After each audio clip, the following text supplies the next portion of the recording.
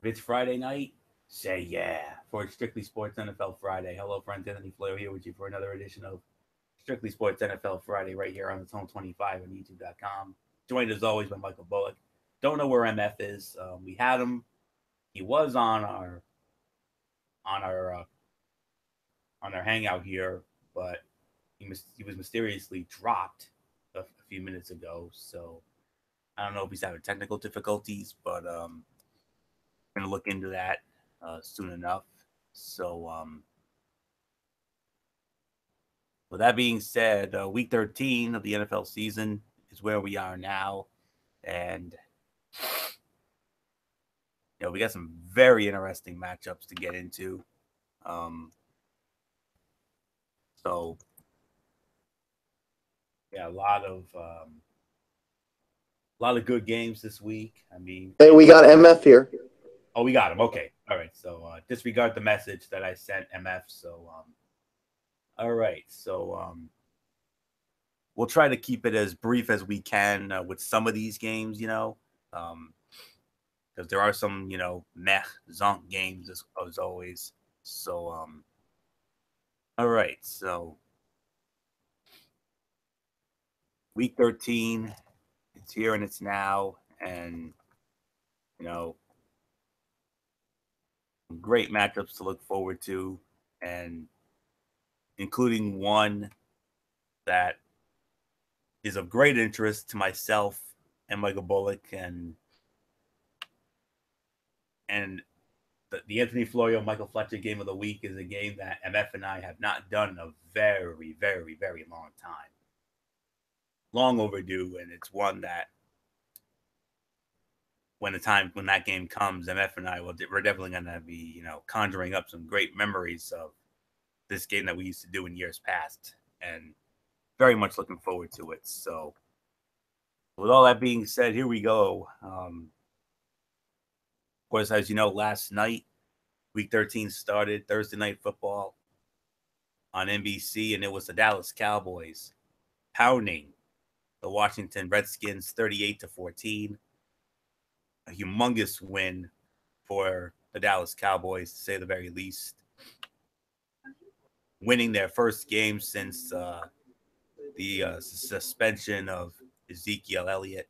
So they have two more games left to go on that. So they're 1-3 so far. So but that was a huge win for Dallas, indeed, keeping their slim hopes alive. Washington takes a big hit. So let's start it off with our first game of the week. And oh boy, what a great first matchup we have here. It is going to be the Minnesota Vikings squaring off against the Atlanta Falcons at the Mercedes-Benz Stadium in Atlanta, Georgia. And this one, of course, on Fox. And I believe this is going to be Kevin Burkhardt with Charles Davis and Pam Oliver. Uh, and I'm pleased to announce, guys, that we're going to be getting this game on our Fox affiliate, Fox Providence. And, you know, I can honestly say the games that we're going to be getting on our channel this week, I can't complain about any of them, honestly, because these we're getting great matchups. I mean, the scheduling gods really really smiling on us this week. And what a great first one here with Minnesota and Atlanta. And yes, I am correct on that. It is Kevin Burkhardt, Charles Davis, and Pam Oliver. And I believe Atlanta is actually the favorite here,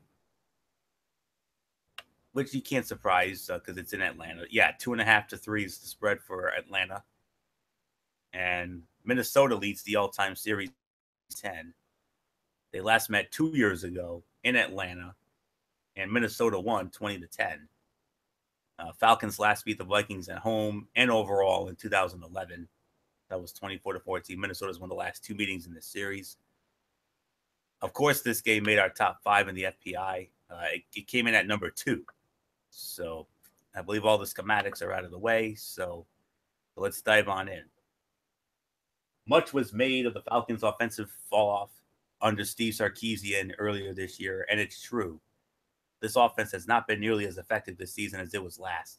But last year was also an anomaly in that the Falcons put together the fourth most efficient offense since 2006, behind the 2007 Patriots, 2011 Packers, and 2011 Saints. So it was always likely that there would be fall off. Though not what it was, the Falcons do have an effective offense and have been the fifth most efficient on that side of the ball this season. Come, and I do mean come, for the Xavier Rhodes Julio Jones matchup. Stay for what could be the most physical game of the year. The Vikings have won 7 in a row after posting more than 400 yards in each of their past 3 games. During that same stretch, Atlanta put up 95 points in 3 straight wins and have started to look like the Super Bowl contending team of a year ago. But every time Jones has gone over 250 yards, his next game has not been nearly as extraordinary. 107 against New Orleans in 2014, 29 yards versus Denver last year. Minnesota's number 1 third down defense goes head-to-head with the league leaders in third down conversions. Atlanta gets the edge there because it won't have to deal with the crowd noise that quarterback Case Keenum will. But the Vikings have played particularly well on the road this season and boast a 4-1 record away from US Bank Stadium. Here's another matchup in which the Vikings should be able to rely on their run game after the Falcons allowed 112 rushing yards during their recent win streak. If it weren't for the strengths of these defenses, this game would have a higher score than predicted. An opposing assistant coach said weeks ago that the Falcons were going to be dangerous once they got back on their home turf after a 3-game road swing. He was right. The Falcons appeared to rediscover their high-octane offense during a Week 10 home win over the Dallas Cowboys. They've averaged 31.5 points a game during a current 3-game winning streak, going 7 of 10 in the red zone over that span. Yes, the Vikings have a great defense led by Everson Griffin with his 12 sacks and 20 quarterback hits. But at home, Matt Ryan, Julio Jones, and company should put up some points, particularly a touchdown maker Devontae Freeman is back to himself, coming off a concussion. The surprising Keenum will face a different type of challenge with the speed of the Falcon defense. Very tough to call, but I'm going to take a chance, and I'm going to go with the Atlanta Falcons to win this game for some odd reason. I think they're back, and especially with them being at home, I have to give the edge to Atlanta here. I'm going to go 28-21, Falcons over the Vikings. Nothing more to say. Should be a great one. Good old MF, Michael Fletcher, come on in. Let's get your thoughts on this. Number 2 game of the week overall. Huge one in the NFC. Minnesota and Atlanta. I say maybe a possible divisional playoff matchup or a wild card. I don't know. Yeah, definitely a divisional playoff matchup. And at the end of the day, if you really looked at what Atlanta did last week, and I got to see the highlights and got to study a little bit of the film, they went back to what brought them to the dance. And that was the high-octane offense, exploding the plays. Matt Ryan looked like the MVP of the NFL about a year or so ago, and Julio Jones is just a straight up beast. Any opportunity you get, you give him the rock if you can. You don't really have a running game now because Freeman was out with the concussion. He is back this Sunday. He will play. That's big. Plus that actually gives Tevin Campbell a little bit of a break because now instead of having one guy that Minnesota's going to have to deal with, now you got the 2-headed monster of the running game again. So I like this matchup for Atlanta than anything else, even though the defense from Minnesota has been really good lately, and they really showed it on Thanksgiving. Very hard-fought victory over the Detroit Lions, to say the very least, last Thursday. So they've had about 10 days to get ready for this matchup. And I just feel like they're going to be better off. They're going to be a little more stronger, but you're going to Atlanta. You're going to the Mercedes-Benz Dome. And let me tell you, that home field advantage is really an advantage. It's one of the best crowds in the NFL now. That stadium, that new facility, man. I mean, I got to see an MLS soccer match with the Atlanta United. Oh my God, is what I'm going to say. That crowd can get loud in that stadium. And especially for the Falcons, this is a huge game.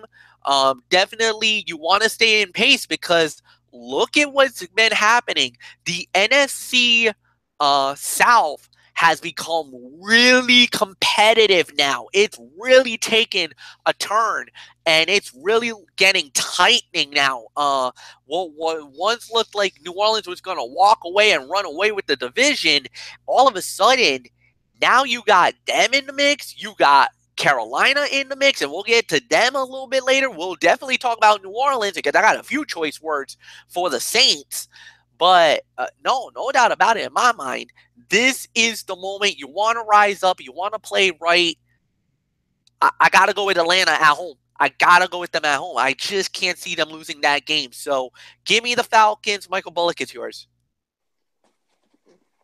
Yeah, this is a tough one for me to call here. I mean, I've been really impressed with the Minnesota Vikings, and especially with what they did on Thanksgiving Day, and that defense continues to really impress me as well. And it's just amazing when it comes to Case Keenum, what the kind of season he's having. I mean, I can never remember him playing this well, and that's the reason why. I mean, we're probably not going to may not see Teddy Bridgewater at all this season, maybe unless they're already in the playoffs and they want to rest some of their starters. But Atlanta seems like they're starting to catch fire at the right time. So,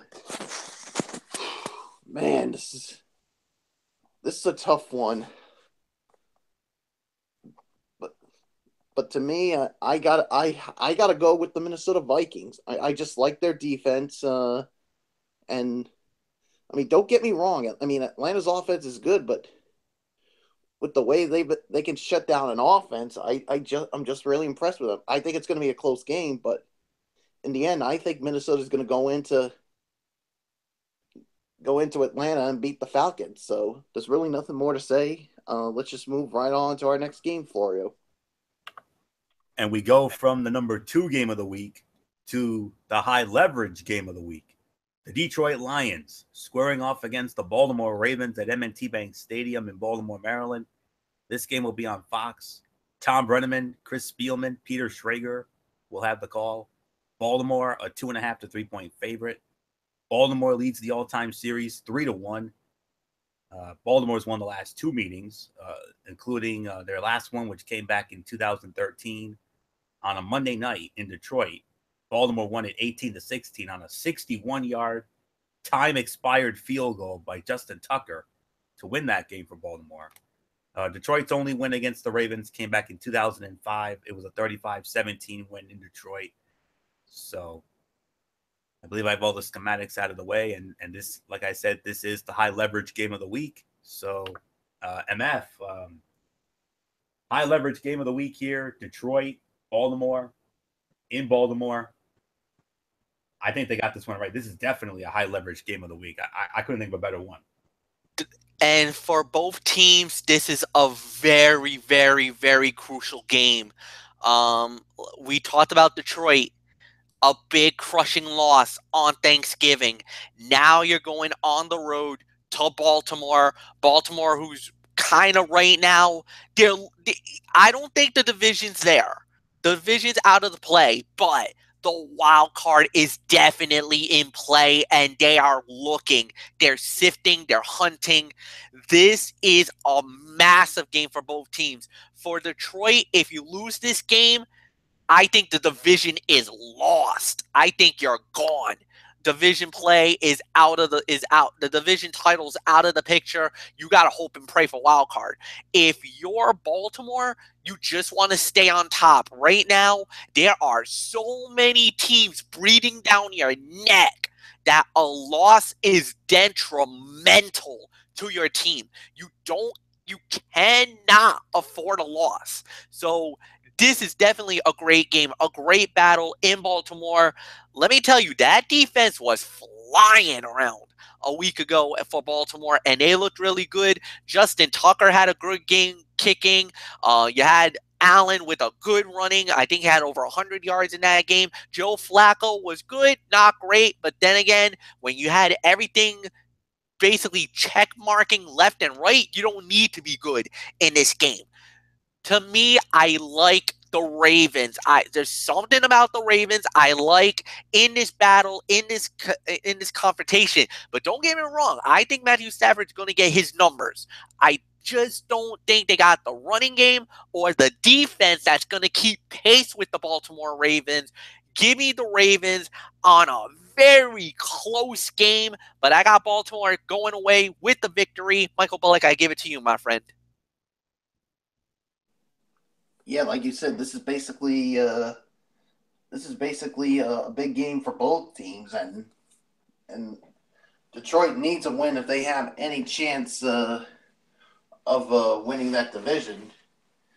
And for Baltimore, I mean, they need to just continue winning if they want a spot in the playoffs. So a big game for both teams, but I mean, there's just something about Baltimore when they play at home. I mean, I just think that defense is good, and I think Joe Flacco could have a really good game here.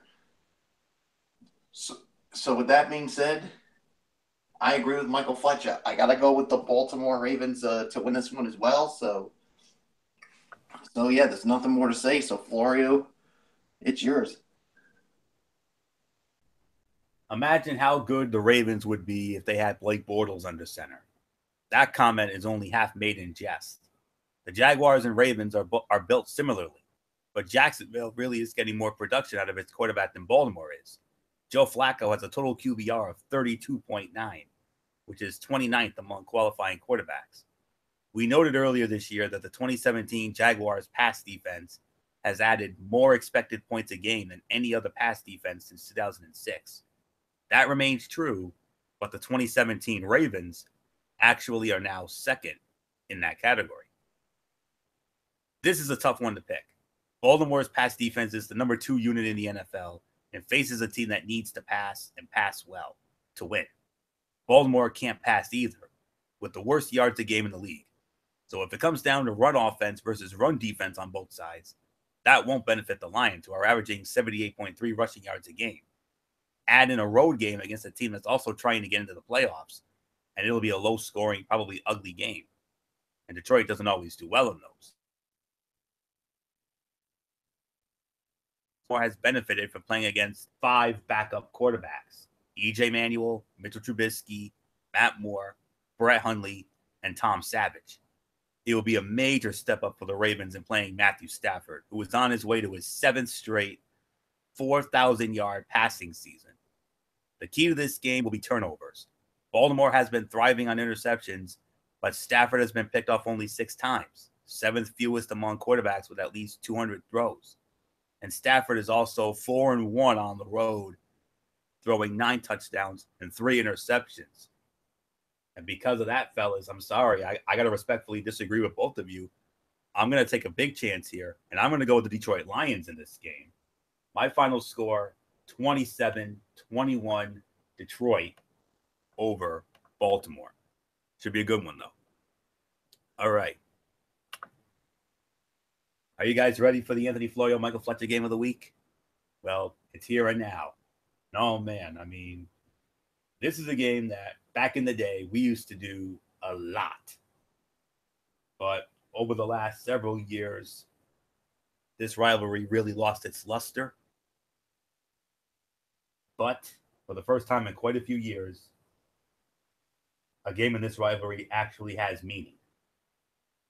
And this is why this was a clear no-brainer for me and MF to call our game of the week right here. The New England Patriots squaring off against the Buffalo Bills at New Era Field in Buffalo.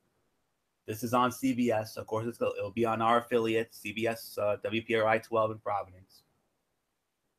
Hello, friends. Yes, it's rare we get these folks in a 1 o'clock game, but we're getting them nonetheless. Jim Nantz. No way. Yeah, Jim Nantz, Tony Romo, Tracy Wolfson. They're going to be there. Dang. Yeah. I know they don't do 1 o'clock games that often, but it's one of the rare times they're going to do one. Especially a New England Buffalo game. Yup. I'm not kidding you.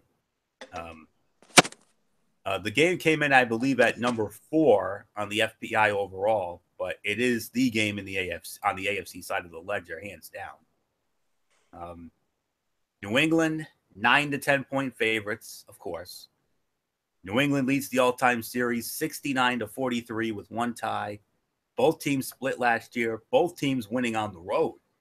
Buffalo winning in Foxborough, and New England won in Buffalo 41-25. Matter of fact, the Bills have not beaten the Patriots at home since 2011, week 3, when the Bills won 34-31.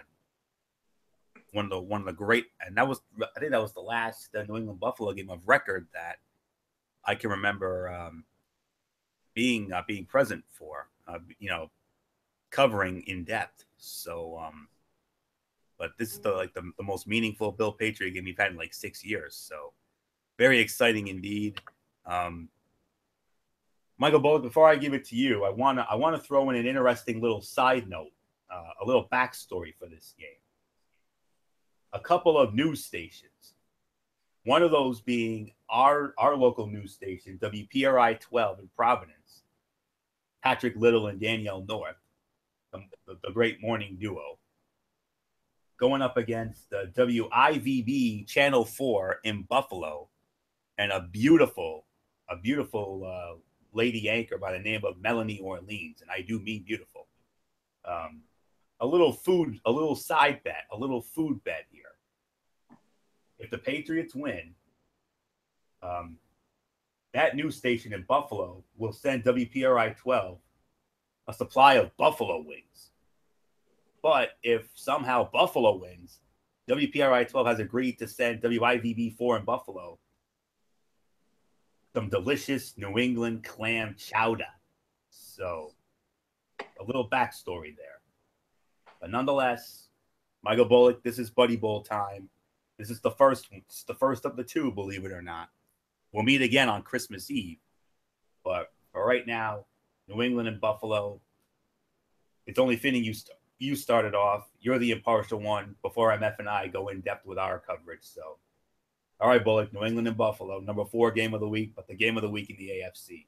Whoa, Nelly.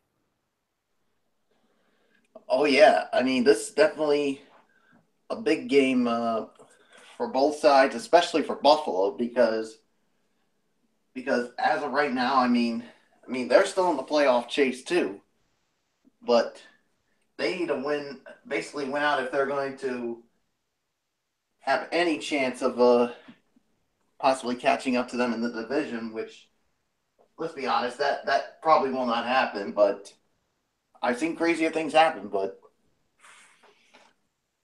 here's, I mean, yeah, I mean, this is, I mean, for the first time in a while, I can never remember a meaningful game between New England and Buffalo, and to the point we actually have the A team of CBS doing this, man. But you know, they're going back to Tyrod Taylor for this one, the Buffalo Bills, and I mean, I'm glad they did that because, I mean, I still can't wonder why they went with Nathan Peterman in one of those games. So, and of course, the Patriots, an impressive 35-17 win over the Miami Dolphins. So basically,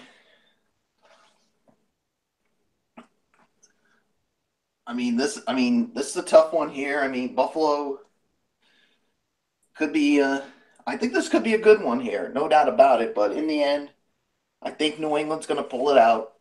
My final score, I'm going to say 27-24. Patriots beat the Buffalo Bills in what I think should be a good game.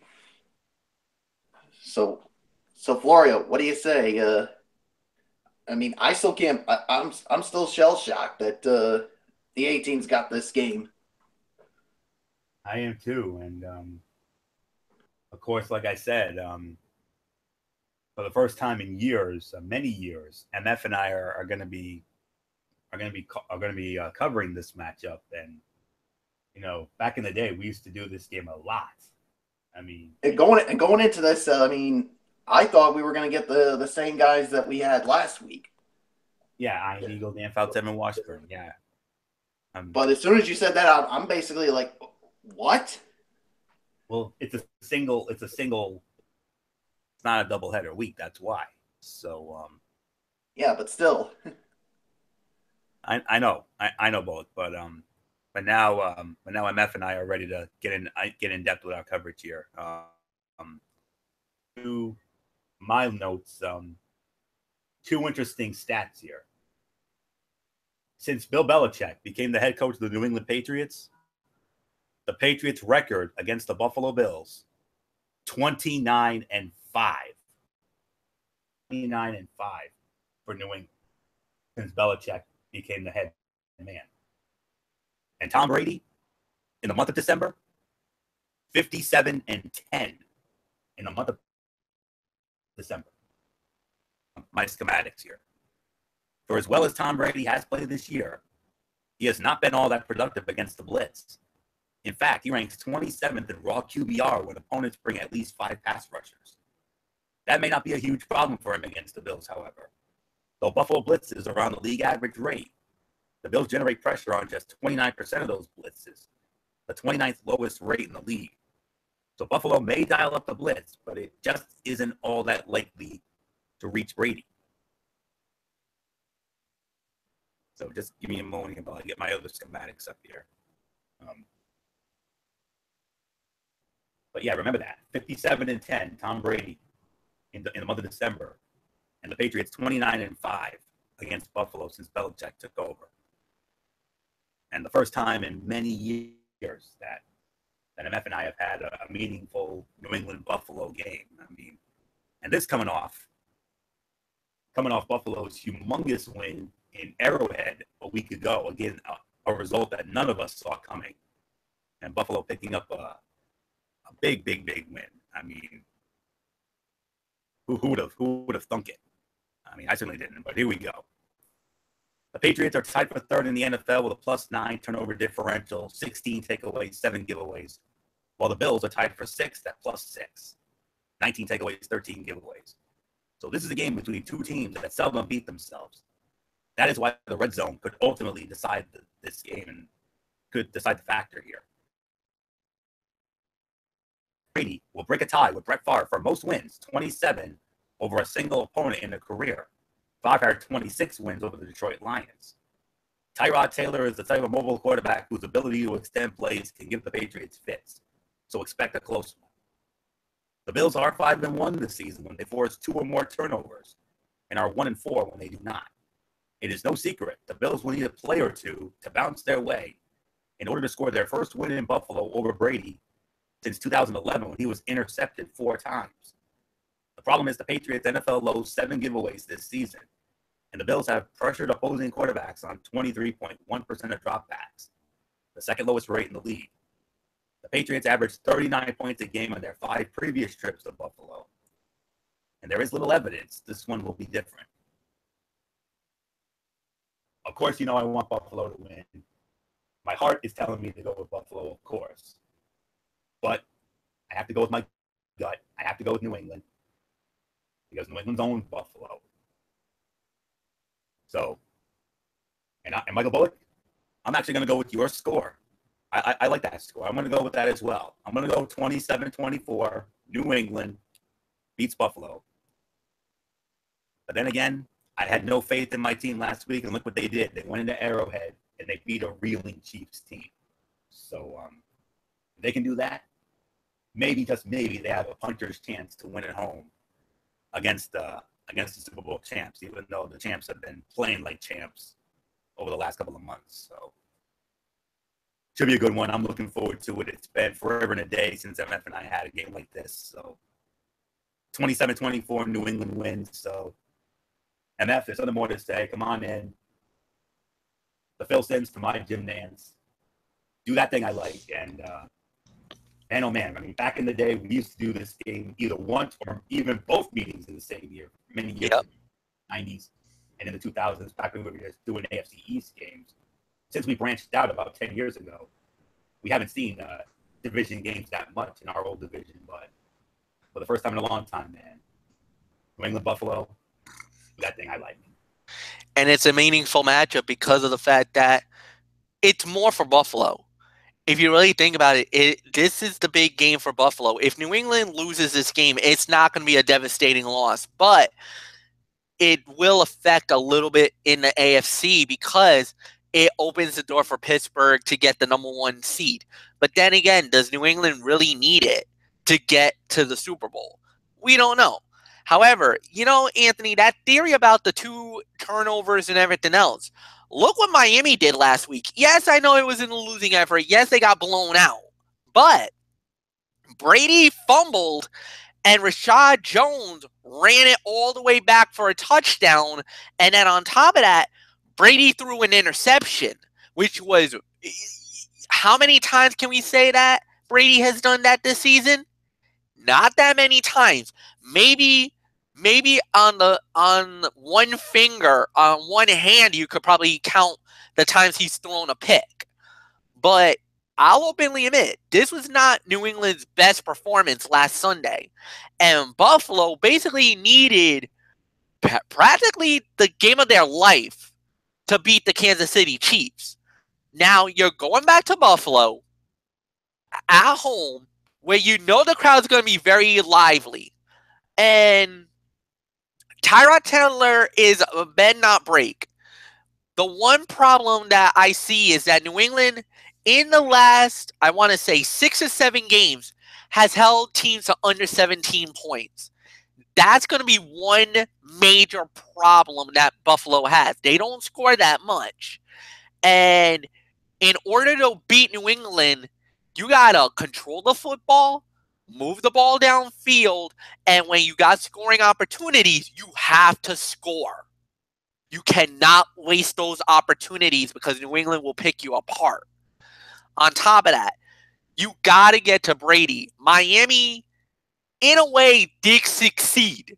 They did get to Brady. Brady was knocked down a few times. He hit the deck a few times. He was sacked, I think, like two times in the game. The interception, the fumbles. You got to make New England pay when those mistakes happen. And I'm going to tell you, normally I would be with you guys and I would say absolutely, I'll give you the benefit of the doubt and I'm going to go with New England. But the way I've seen Buffalo play lately, and something tells me that I don't think New England really is this interested against Buffalo. Now, they've said all the right things. They're saying the status quo and the whole 9 yards. But there's something about this game. There's something about this matchup. I don't know why, but there's something about this game that I kind of feel like something's not right. Something's off. And that thing that I feel that's off, believe it or not, is going to be the downfall of the New England Patriots. That's right, ladies and gentlemen. I'm pulling the trigger here tonight. Buffalo wins over New England 24-20. Anthony Florio, it's yours.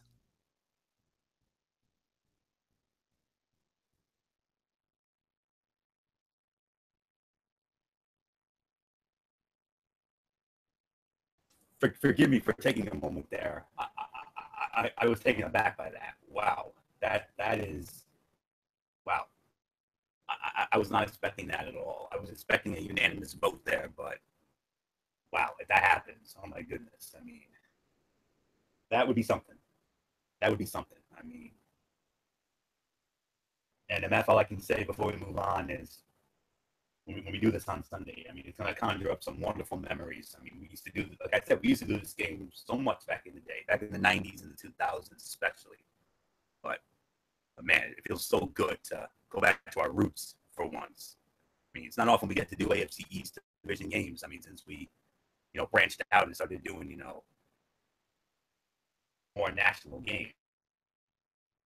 So awesome. So, all right, we go from the AFC game of the week and the number 4 overall game of the week to one of the Zonk games of the week. You can make an argument that this is it right here. The San Francisco 49ers squaring off against the Chicago Bears at Soldier Field in Chicago. This is a game you would normally have on the Fox lineup, but this game I cannot believe for the life of me got cross-flexed to CBS. I don't know how or why, but it did. But it's going to be on CBS affiliates, thankfully not ours, because, of course, we have New England. This is the one time I'm thankful for the Patriots here. So, but I feel bad for those of you in Chicago and San Francisco who are going to have to sit through this monstrosity. So, I think if I remember correctly, I believe it was Andrew Catalon and James Lofton on the call for this game. I believe that's who I saw. Andrew Catalon and James Lofton.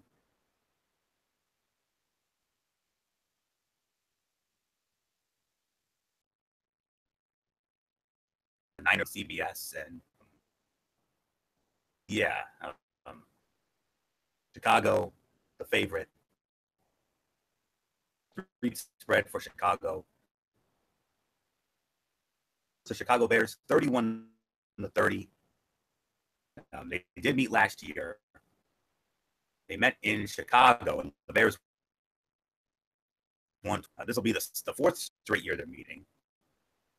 And this is the 3rd year in a row they're meeting in Chicago. 49ers won the year before. So, of course, this game is not in the top 5. Yeah, what a surprise. So, let's go in Chicago. And once upon a time, these 2 teams used to be good. Of course, we all know. A few times, and I believe the 49ers won all those meetings. So, games. So, but that was back in the 80s when they were good. So, but a huge note to make: Jimmy Garoppolo, Jimmy G, the former backup for Tom Brady in New England. He's going to be making his first career NFL start with the San Francisco 49ers in this game against the Chicago Bears at Soldier Field on Sunday afternoon. So, so with all that being said, let's dive on in as soon as I can get my notes up here. So,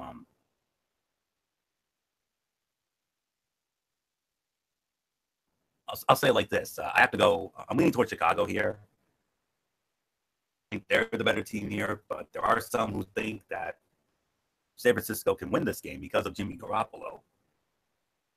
And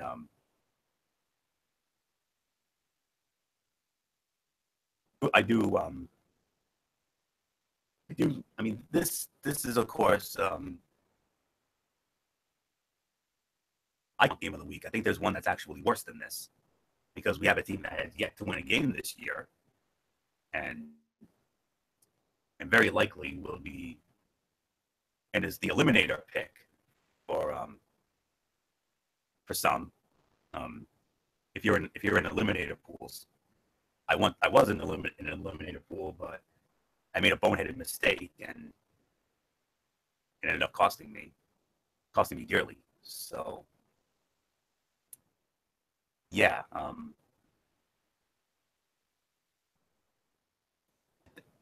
All right, here we go. I do apologize for the delay there. All right, got my notes up. Here we go. Very slow on my end. I do apologize. So, okay. The Jimmy Garoppolo era begins about 30 miles from his hometown of Arlington Heights, Illinois. And that's about the extent of the excitement this game should offer as these teams meet in early December for the 3rd straight year. Neither side has much to play for except draft position. But Garoppolo's first start should give the Niners a needed spark. Weather could be a factor, but ultimately a key turnover or 2 could make all the difference. Garoppolo has yet to throw an NFL interception on 96 pass attempts, and Chicago has just 4 interceptions this season, tied for 3rd fewest in the NFL. Garoppolo protects the ball, and he could make enough plays to give the Niners their 2nd win. But San Francisco wins the award for best storylines on Sunday, that's for sure. Not only will Garoppolo make his first start for the Niners near his hometown, but kicker Robbie Gould, Chicago's all-time leading scorer, returns to Soldier Field for the first time since the Bears ran him off 2 summers ago. In reality, though, the 49ers are a 1-10 team with the 30th ranked rushing defense, 129.5. The Bears should win if they run the ball 45 times and don't turn it over. Sloppy game, but I'm going with the Chicago Bears, 17-14. Ugly game. I'm not going any more further into this. MF, San Fran and Chicago, the only storyline, Jimmy Garoppolo starting from the Niners. Pretty much, and that's not going to help them to win this game. I got Mitchell Trubisky and the Chicago Bears winning. Nothing more to say. Mike Bullock, I give it to you. Yeah, I got Mitchell Trubisky and the Chicago Bears winning this one as well. So let's just move right on to the next game for you. And we are going to renew an old division rivalry in our next matchup. The Tampa Bay Buccaneers and the Green Bay Packers. The frozen tundra of Lambeau Field in Green Bay. Now this one's on Fox. And this is going to be a very interesting pairing here. Listen to this lineup. Tim Brando is going to be on the call. And former Packer receiver Greg Jennings is going to be his broadcast colleague here. And Jen Hale will be the sideline reporter. Green Bay. Green Bay's the favorite. They're favored by 1 to 2.5. I mean, like I said, this was a former division rivalry. These two used to meet as part of the old NFC Central back in the day and had some great moments back in that. Green Bay leads the all-time series 31 to 21 with a tie. And that one tie was back in 1980 when they played to a 14-all tie in Tampa. They last met in 2014 in Tampa. Green Bay won 20-3. The last meeting at Lambeau was 2011. Green Bay won 35-26. Tampa last beat Green Bay in 2009. That was 38-28 in Tampa. And the last win at Lambeau came back in 2005, 17-16. So, all right, MF, we start this one off with you here. Tampa Bay, Green Bay, renewing old acquaintances from the old NFC Central. So your thoughts on this? Well, my thoughts is pretty simple. I like Green Bay in this game. I think they just have a really good offense. Well, I know Brett Hundley has done pretty well in the absence of Aaron Rodgers. And the thing is, Aaron Rodgers might be coming back very, very soon. They say he might be a couple of weeks out. If that's the case, then I really like Green Bay's chances. But I just feel like they just are the better team. Tampa's kind of been very waffly lately. I don't know what to expect from them from one game to another. And I just feel like Green Bay is just a smidgen better. So for me, give me the Packers to win. Mike Bullock, I give it to you.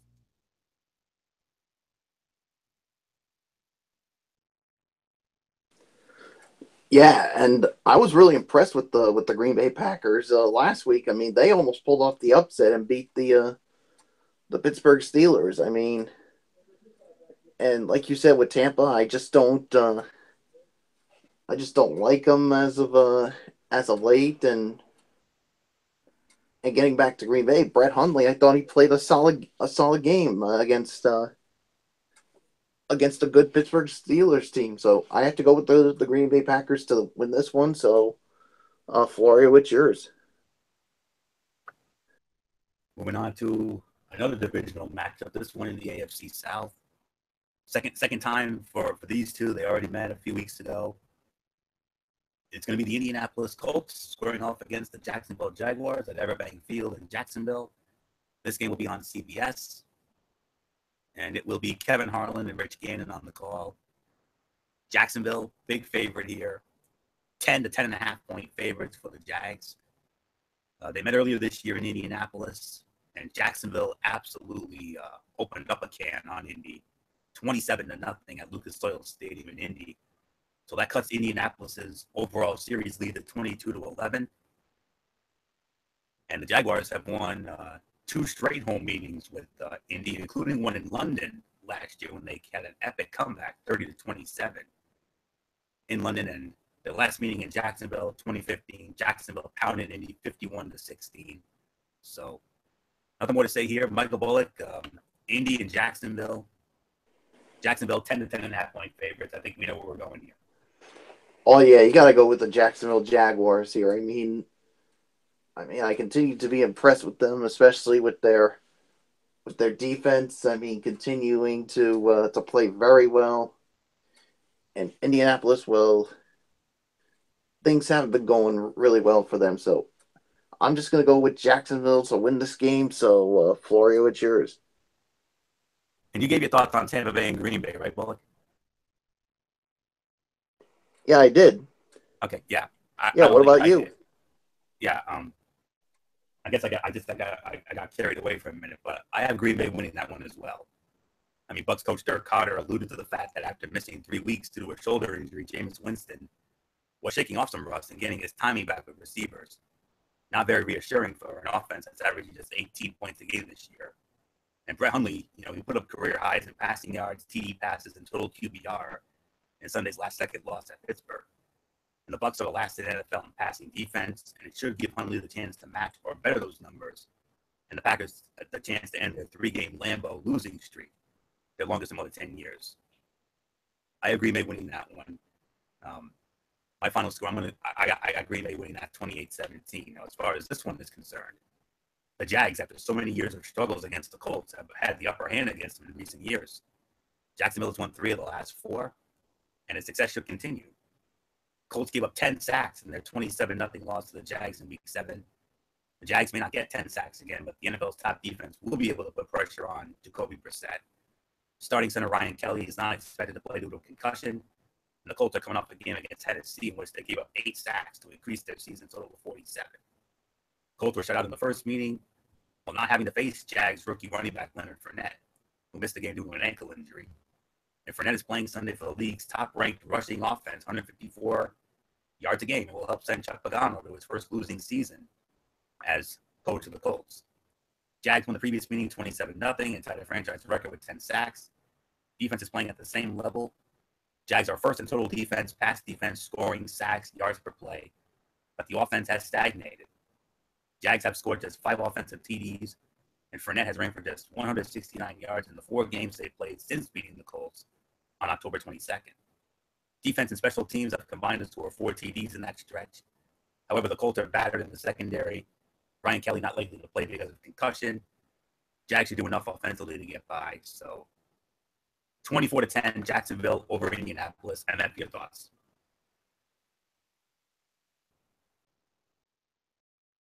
I'm just going to make it short and sweet. I like Jacksonville as well. They've really, they've had some good moments so far this season. I think they've been one of the biggest surprises in the NFL.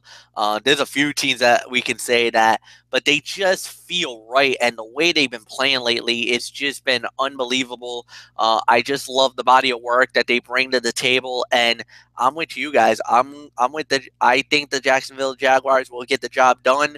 And I think that they're gonna win this game. So nothing more to say, Anthony. Let's move on to the next one. Yeah, here's a game that could have been a good one, but unfortunately it's on our meh list. We got the Denver Broncos squaring off against the Miami Dolphins at Hard Rock Stadium in Miami. And this game, normally you would see this on the CBS lineup, but it got cross-flexed to Fox. So Fox will have it instead. The legendary Dick Stockton with Mark Schlereth and Shannon Spake. They will be there in Miami. And Denver, a 1 to 2 point favorite.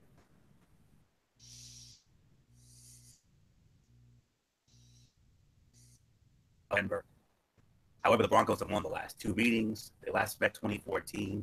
Denver won a wild one, 39-36 in Denver, a 5-star shootout. Last meeting in Miami was 2011. Denver won that 18-15 in overtime when some guy named Tim Tebow was responsible for that one. And Miami has not beaten the Broncos since 2008 when they won in Denver. Their last home win against Denver was 2005. So, MF and I think I start this one off. So, okay. These 2 offenses, they're ranked number 26, the Broncos, and number 30, the Dolphins, but in scoring. So the first team to put the ball in the end zone a couple of times might just be enough to snap a losing streak. Broncos haven't won on the road this season, 0-5, and haven't won, period, since October 1. Trevor Siemian gives them more pop on offense if the Broncos can protect him. That's been an enormous if all season. And guard Ron Leary is practice time this week with a back injury. Siemian has moved the ball the best of the Broncos quarterbacks, but this is a disheartened team right now that simply doesn't bounce back from mistakes. Dolphins are on a 5-game losing streak, and the Broncos have lost 7 in a row. So something has to give in this battle of two struggling teams.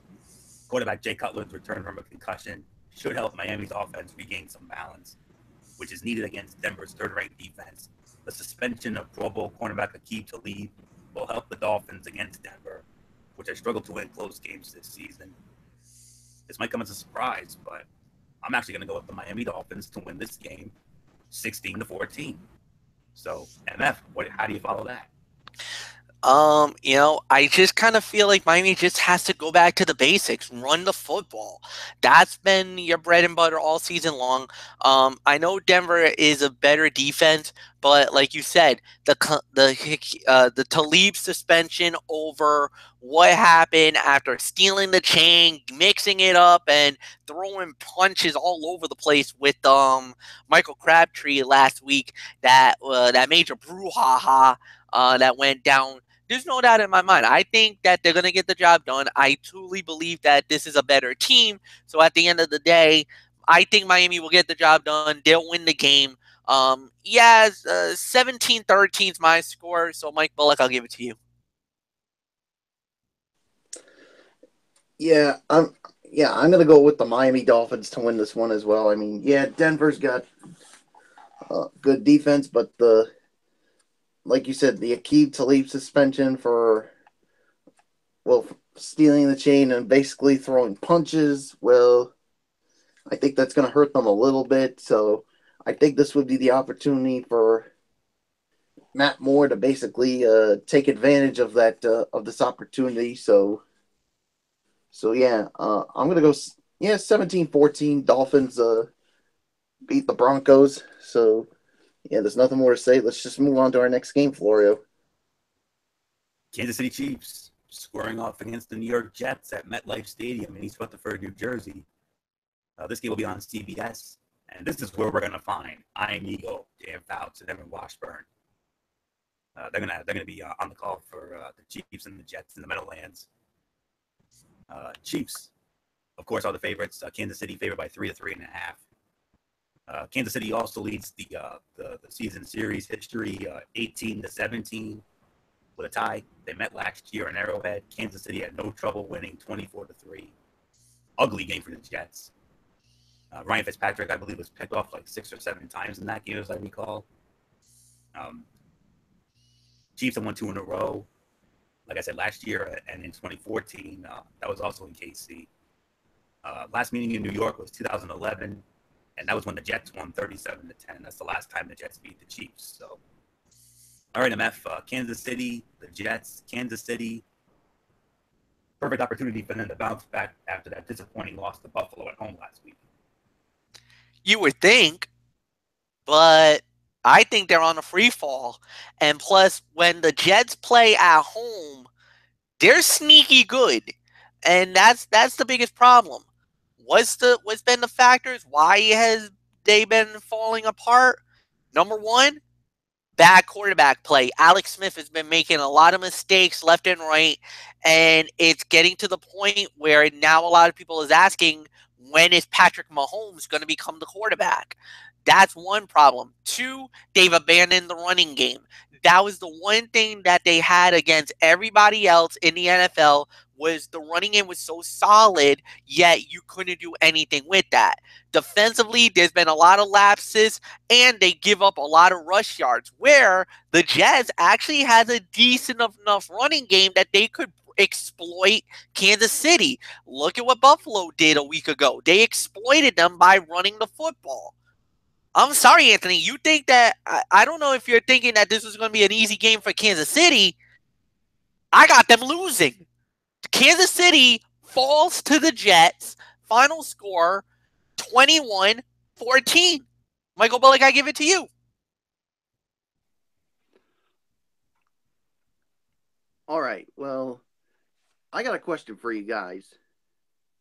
Is this the same Kansas City Chiefs team that went into Gillette Stadium on opening night and basically lambasted my team? Are you for sure this is the same team that did that? It looks like they lost their mojo, man. It's almost like the infamous Austin Powers, the spy who shagged me, man. Somebody went back in time and stole the mojo of the Kansas City Chiefs because they have not gotten it back since. Yeah, I mean, yeah, it's just shocking to me that the same team that went into Gillette and beat the Patriots on opening night has lost their mojo. I just don't get it. Oh, I really don't know, and I'll be quite honest right here. If Alex Smith continues to struggle, I think Andy Reid's got no choice but to go to Patrick Mahomes because Alex Smith hasn't been playing well lately. The defense, and I'll be quite honest, ever since they lost Eric Berry for the season, the defense hasn't been the same. And guys, what happened the last time the Kansas City Chiefs were at the Meadowlands? What happened the last time they were there? They lost to the at the time. Yeah, I was about to say that. Yeah, they lost to the Giants. Yeah, at the time, the one-win New York Giants. And I'll be quite honest, I can't believe I'm going to say this, but I'm actually going to go with Fletch in this one. I'm going to go with the New York Jets to win this one. I mean, I say the Jets have been playing better than Kansas City as of late. So, yeah, I mean, shocking for me to say this, but until I see something from the Kansas City Chiefs that'll make me believe that I would go with them, I, for 1 second, cannot go with Kansas City. I'm going with the New York Jets to win this.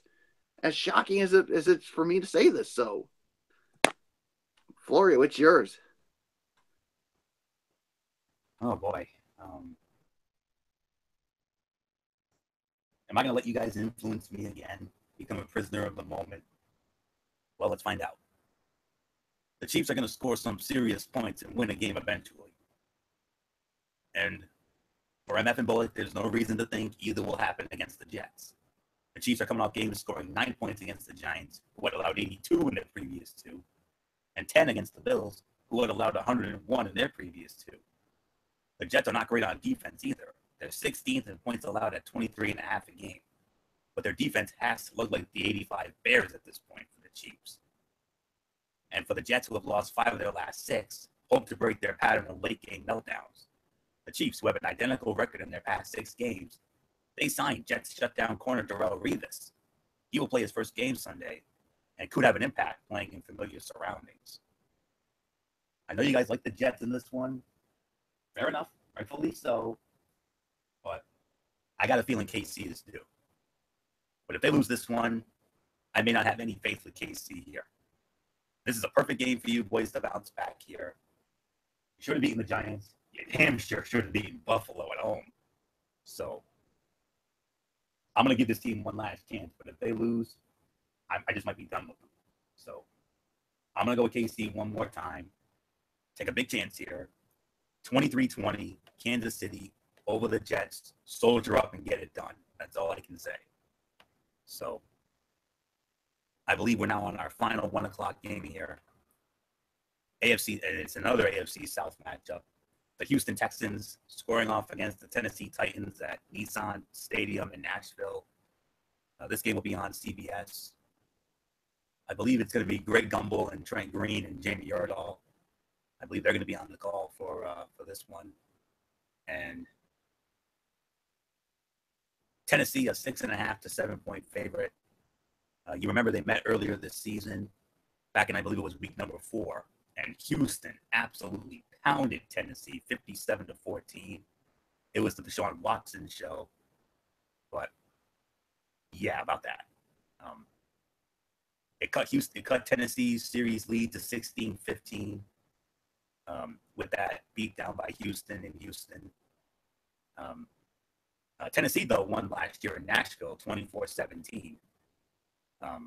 Houston won the year before 34-6. So that's that, 16-15. So I believe I've covered all the schematics here. So I believe it's Michael Bullock who starts it off. So Bullock, what a major difference. I mean, the first time they met 2 months ago, Houston had Deshaun Watson, and they were putting up points up plenty, 57. But now Deshaun Watson hurt, Tom Savage in. I think Tennessee gets revenge here.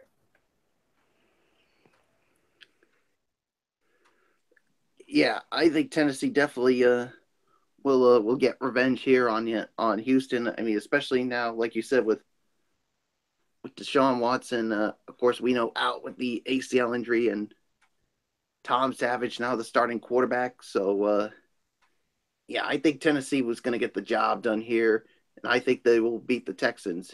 So nothing more to say. Florio, it is yours. Absolutely. The Texans have been dominant over the Titans in the past, winning 6 of the past 7, including that 57-14 beatdown in Week 4 at home. But that blowout victory came at the hands of a very different team that included rookie quarterback Deshaun Watson, defensive end J.J. Watt, and outside linebacker Whitney Mercilus. On Sunday, with Savage under center, the Texans offense won't be able to put up the same kind of performance and will fall on the road. It's hard to believe that the Titans will win easily over bad teams until they actually do so. Injuries have made this Texan team entirely different than the bunch that smacked the Titans 57-14 in Week 4. The Titans will be eager to right their wrongs from that game, but the true focus will be getting better consistency. Offense prime for the Titans defense to get a bunch of sacks, a couple of turnovers, and eke out a close win. So I'm going with the Tennessee Titans to win this game. My final score, 23-17. Tennessee gets even with Houston. So MF, revenge time for the Titans. I agree. I absolutely agree with that. I think Tennessee will get the big win here. Right now, they are kind of fighting for the divisional lead. They're practically tied with Jacksonville right now. So, I mean, they need this game more than anything else. I know Houston's kind of thinking, what might have been, what could have been, and it's heartbreaking to hear that, but I agree with you on this one, Anthony. There's no doubt about it. I got the Tennessee Titans winning as well, so on to the next game. And now we're on to the late games, guys. 4:05 game. This one will be on CBS, and this right here, I'll tell you right now, this right here is the zone game of the week right here. The Cleveland Browns squaring off against the Los Angeles Chargers at the StubHub Center in Carson City, California. CBS will have it. I believe it's Spiro Ditas and Adam Archuleta on the call. Chargers, the biggest favorite of the week by any team, biggest spread. They are 14 to 15 point favorites at home against the Browns, and rightfully so, especially after what they did. I mean, unbelievable to say the very least. And they've got revenge on their mind because remember, the Cleveland Browns only won one game last year. And who was it against? It was against the Chargers. That was at home. Chargers lead the all-time series 15-9 for the tie. Third year in a row they're beating. They met last year in Cleveland. The Browns shocked the world. They beat the Chargers 20-17. The last game in San Diego, at the home for the Chargers, was 2015. Chargers barely won 30-27. The Browns have not won at the Chargers since all the way back in 1991. That was a 30-24 overtime win. So yeah, I believe I have all the schematics covered here. Yes, it's Spiro Ditas and Adam Archuleta for the call for Browns and Chargers. So Chargers are fourth in the league in passing yards with Phillip Rivers at quarterback and 6th in points allowed. That's a bad combination for the Browns, especially since the Chargers, no doubt, recall the embarrassment of being the only team to the Browns last year.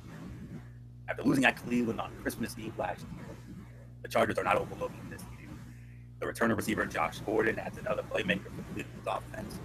A rookie quarterback Deshaun Kaiser will have trouble against an LA defense led by edge rushers Melvin Ingram and Joey Bosa. Kaiser has thrown a league by 14 interceptions, and that number very likely will increase on Sunday. Nothing left to say. Chargers win going away, 30-14, and Matt, how about it?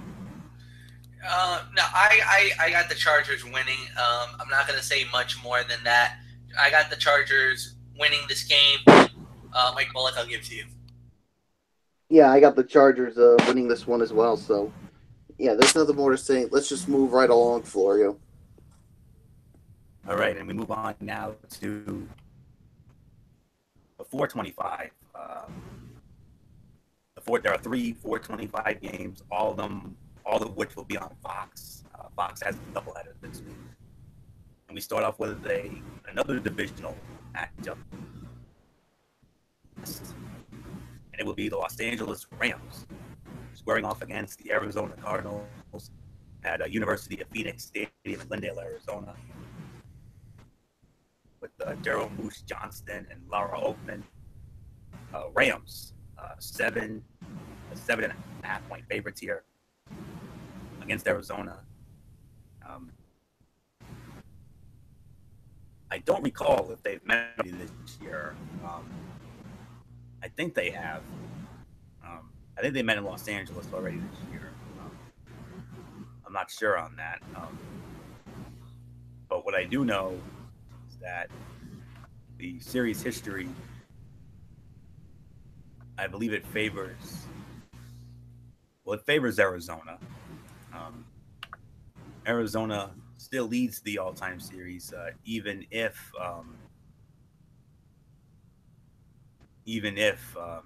they met earlier this year. That's the complicated thing about it. But we don't know. I mean, especially if your notes are down. But I'll get back to that. But I think it's 38. It's 38-37 with 2 ties in favor of the Arizona Cardinals, and last year they split, both teams winning on the road.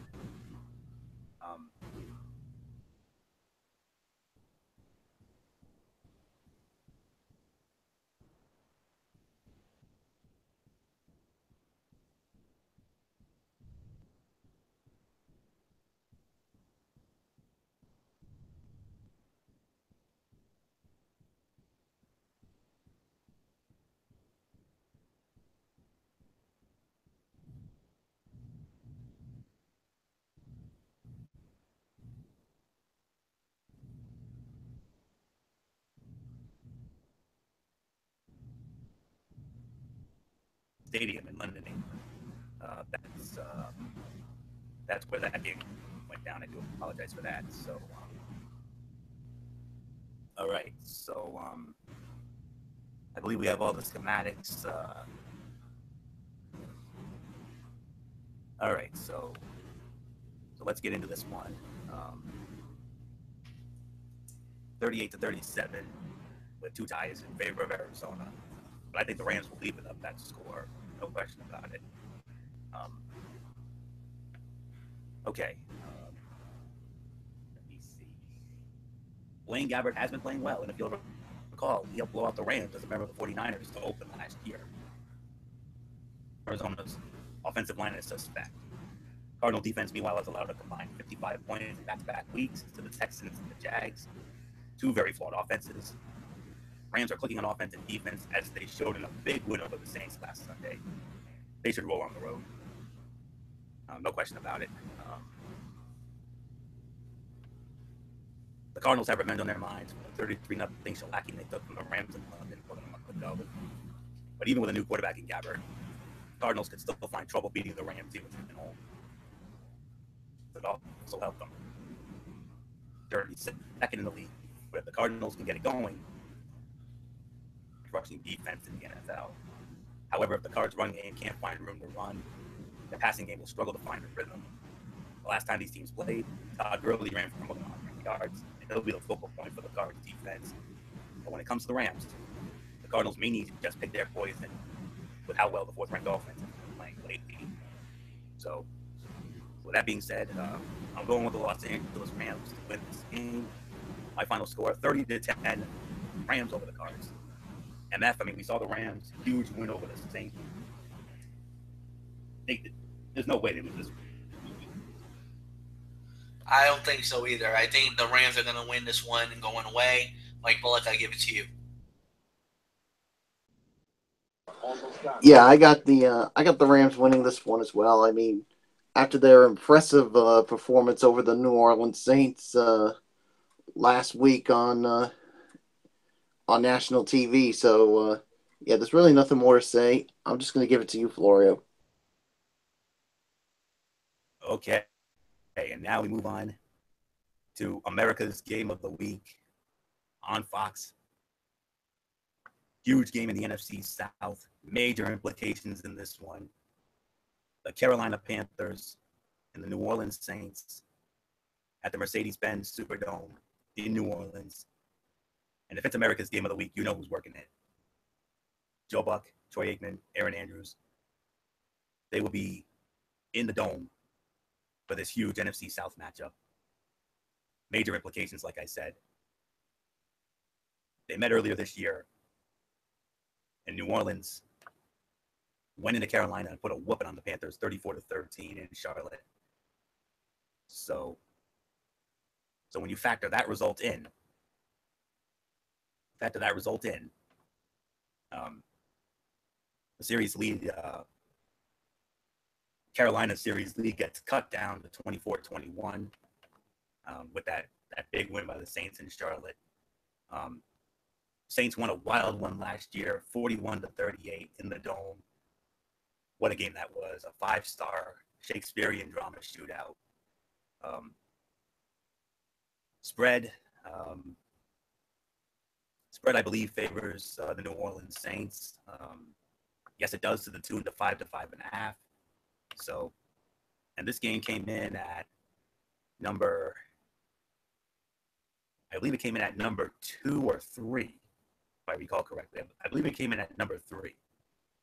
Because I know it's one of the top 3. I know it was in the top 3 when it comes to our FBI top 5. How could it not? 3. It's number 3. So I believe it's MF who starts it off. MF, I mean, America's Game of the Week on Fox. Carolina, New Orleans. Huge implications in the South. Saints looking to bounce back from that very tough loss against the Rams that we saw in LA last week. And not only that, but this is a crucial game because of the fact that this is going to determine a little bit of the NFC South. This is a must-win game for both teams. This is a great matchup, great game. I'm going to be short and sweet. I think New Orleans is going to bounce back. They played good against the Rams last week, but they just didn't have enough plays, and I think they'll have it this time around. Give me New Orleans to win this game. Michael Bullock, I'll give it to you. Yeah, like you said, this is a big game on for both teams. I mean, with major implications and for the NFC South. I mean, like you said with New Orleans. I mean, I thought they played good, but they didn't make enough plays to win the game. So, and Carolina's going to be coming to play as well. Cam Newton's definitely going to have that have the team ready, but because this game's at the Dome, I got to go with the New Orleans Saints. I'm going to say 28-24.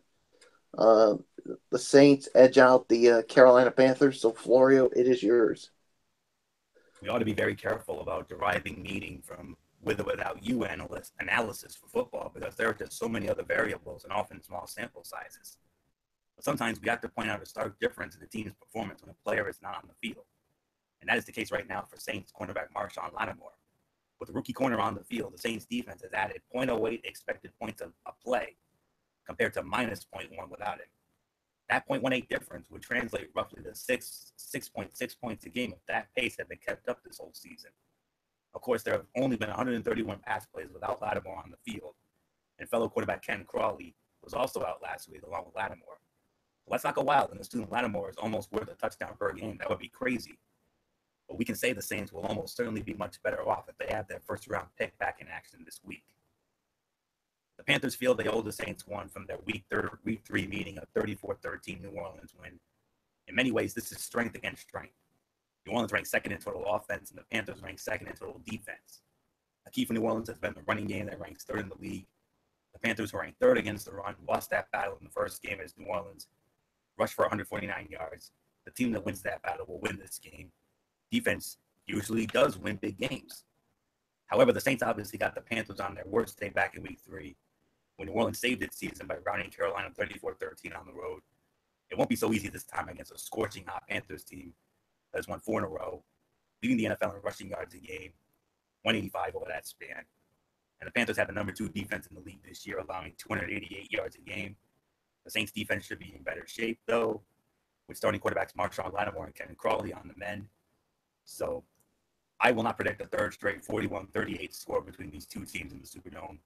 Saints won 41-38 last year. Panthers won 41-38 in 2015. Saints will win, though. I got New Orleans winning this one as well. I agree with you, Bullock. NMF 27-24. Saints over the Panthers. Should be a great one. Looking forward to seeing this one on our Fox affiliate. So with that being said, let's move on now to our final 425 game. Another Zonk game of the week. The New York Giants squaring off against the Oakland Raiders at the Oakland Coliseum in Oakland. This game will be on Fox. Raiders 8.5 to 9.5 point favorites over the Giants. Of course, you know what the big story is when it comes to the Giants. I'll get into that in just a minute. Series history between these two. I believe it's let me see. It's the Raiders. Raiders lead the all-time series 7-5. Giants had won the last 3 in a row. They last met 4 years ago, 2013. They won it in New York. Giants won 24-20. Last meeting in Oakland was 2005. Giants won 30-21. Raiders have not beaten the Giants at home since 1998. That was a 2017 win in Oakland. So I believe I've covered all the schematics here. So I believe it's Bullock who started it off. And Bullock, of course, we know what the big story is. No Eli Manning, Geno Smith starting for the Giants. I think it's going to be a long day for them in the black hole. Oh, yeah, it's definitely going to be a long day. And Eli Manning's streak of 210 consecutive starts is now over. I mean, now the big question is, could the Eli Manning era be over in New York? We'll just have to wait and see once we get to the offseason. But other than that, I'm just going to make it short and sweet. I got the Oakland Raiders winning this one. So, Florio, what's yours? And as far as the announce crew goes, I believe it's Kenny Albert with Rondé Barber and Christina Pink. I believe they're going to be on the call for this one, just to let you know. Geno Smith, of course, he's going to be the starter for the Giants. Eli Manning, of course, that's been the big story all week long, and rightfully so. That's how hard times it's been with the Giants this year. Geno Smith, the new starting QB for the Giants, 35 TDs and 43 turnovers in 34 career games. He threw 2 picks and had another negated by a penalty in the preseason. He's a turnover machine. Raiders last in the league with 7 takeaways. Find the right matchup to solve that problem. Smith and the Giants' beleaguered offense finally moved the ball better with Smith quarterback. But in the end, the turnovers will come back to bite him. Raider Nation, don't sleep on Geno Smith. Yeah, you can stop laughing now. Obviously, Smith is no Manning, but Smith has decent career numbers against the Raiders, such as a 2-1 record, a 69.5% completion percentage that is his best against any team he has faced more than once, and with 4 TD passes and 3 interceptions, a 91.8 passer rating against them, his second highest against any team he has played more than once. Plus, the Raiders will be thin at receiver with Michael Crabtree serving a 1-game suspension, and Amari Cooper dealing with concussion and left ankle issues. Still, the Raiders have too much talent to let this one slip away, as ugly as it might get. And Khalil Mack is being moved around more under new defensive signals.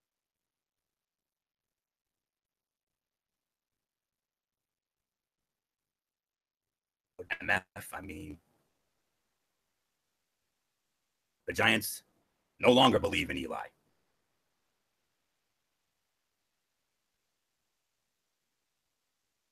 And it was such a dark day, man. The darkest day I ever seen was the day that the Giants decided to bench Eli Manning, man. That's the infamous tagline that from Deion Sanders, from Prime Time and the Game Day Live crew of NFL Network, the soliloquy of "I Believe in Eli" in the way of "I Believe I Can Fly" from R. Kelly from the Space Jam soundtrack. A lot of people got really upset about this move, from Stephen A. Smith to Max Kellerman on First Take to Shannon Sharp, who went after on Fox Sports 1. And I think the one person who really emphasized the whole matter was Michael Kay, when he absolutely just obliterated the New York Giants. I mean, there was talks about Ben McAdoo being fired. There was talk about Jerry Reese losing their job. There was even talk about the Mara family being raked through the coals, not only by the New York media, but by every person and personality in the New York tri-state area. They feel like this was the wrong thing to do. This was the most disrespectful thing to do, by just saying that, and it wasn't just because of them benching Eli for their rookie. No. They benched him for Geno Smith. I mean, it's beyond me about what's going on in New York. I mean, a lot of people are really upset. Giant fans who are very loyal to the Giants have jumped off the bandwagon. One went on a profanity-laced tirade that was almost equivalent of EDP 445. I'll say that. And it's not on video. That's the good thing. But it was a rant that he went on Facebook. I'm not gonna blare the guy's name out because I respect the guy and I know who he is, so I'm not gonna do that to him. But at the end of the day, this team's a mess, and unfortunately, it won't get any better.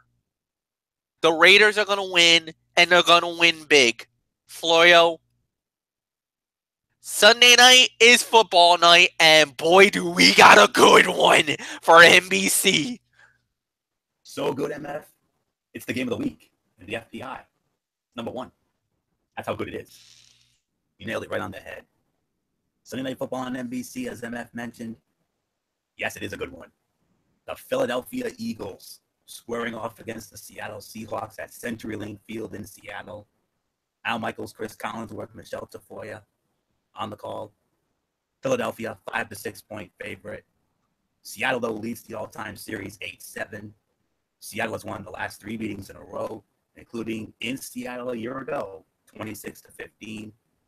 However, Philadelphia last won in Seattle and against the Seahawks overall back in 2008, a 26 to 7 win.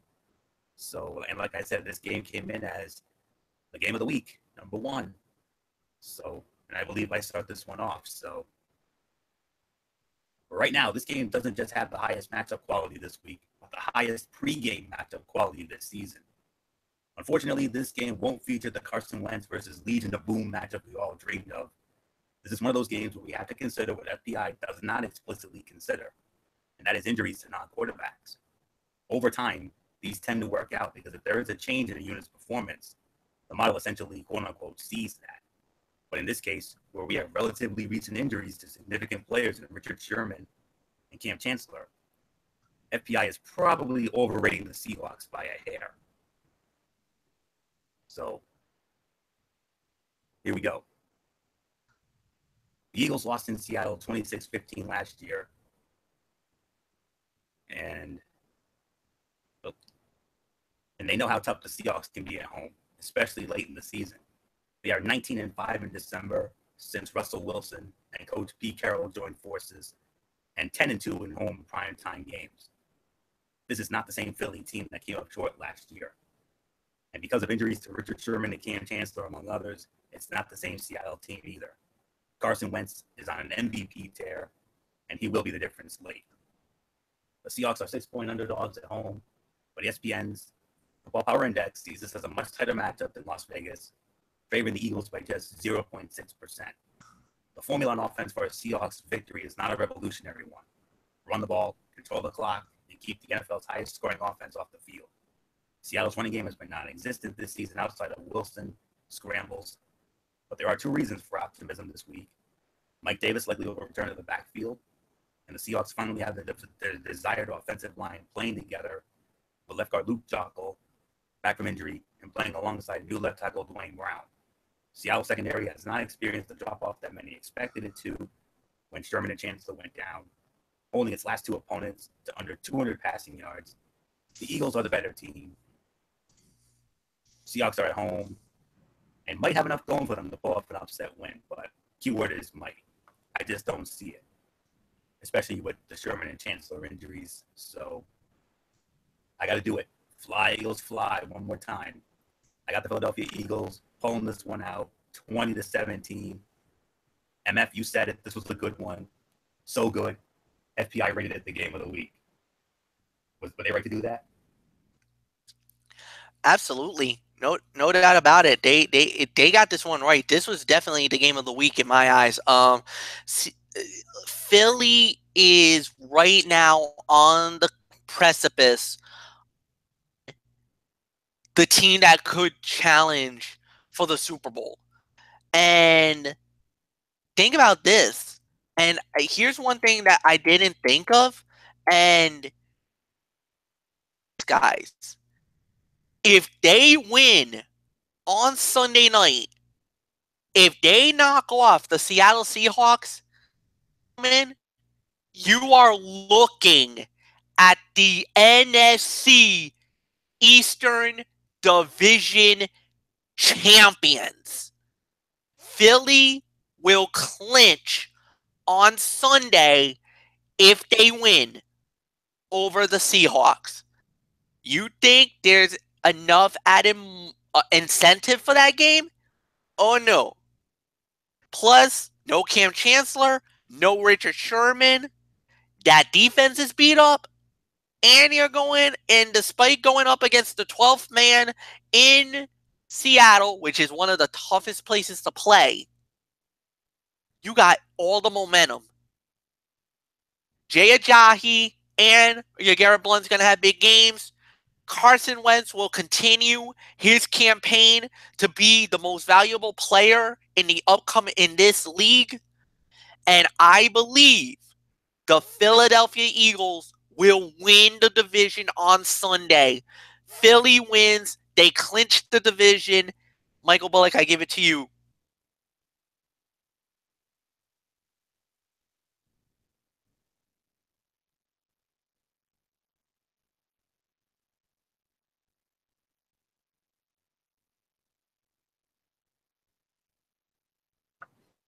Bullock, are you there?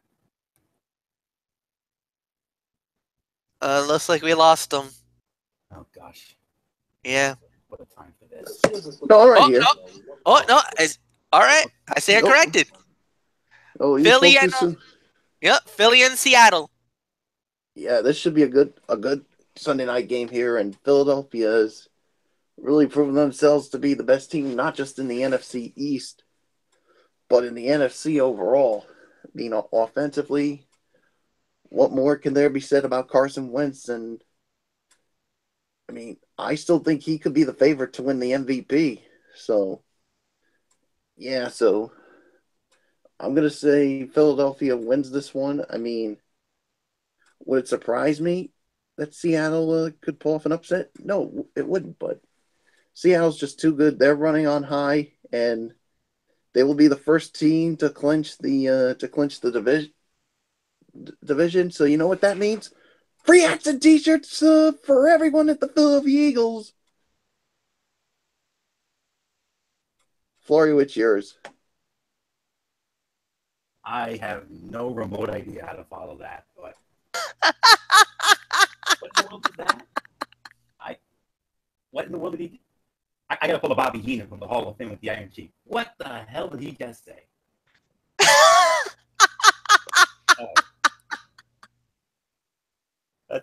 I don't even know how to remotely follow this. Oh, we have one more game. We got one more game to get into. Oh boy, and it's another good one. Monday Night Football on ESPN. The Pittsburgh Steelers and the Cincinnati Bengals. Paul Brown Stadium in Cincinnati. Sean McDonough, John Gruden, Lisa Salters. They will have it. And Pittsburgh, of course, is the favorite.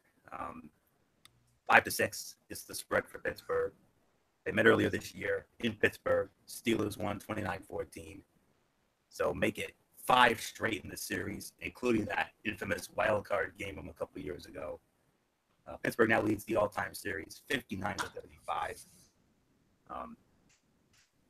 Bengals have not beaten the Steelers at home since 2013.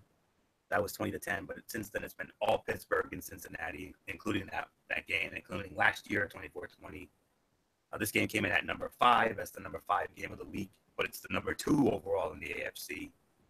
MF, we're gonna start it with you. I know you gotta get going after this, and fair enough. So, Pittsburgh and Cincy, number 2 game of the week. This is another rivalry we've gotten into over the years, but just by a smidge, it's the other game for us. But Pittsburgh and Cincy, though, should still be fun, especially in Cincy.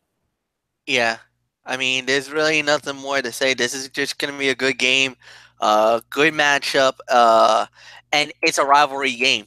Neither team really likes each other. You know that's going to bring some fireworks, no doubt about that. But at the end of the day, yeah, I'm just going to say it's over. It's done with. It's going to be a great battle, and I believe it's going to be a good matchup. So, yes, give me the Pittsburgh Steelers to win. Mike Bullock, I'll give it to you as I head on out. Good night, guys.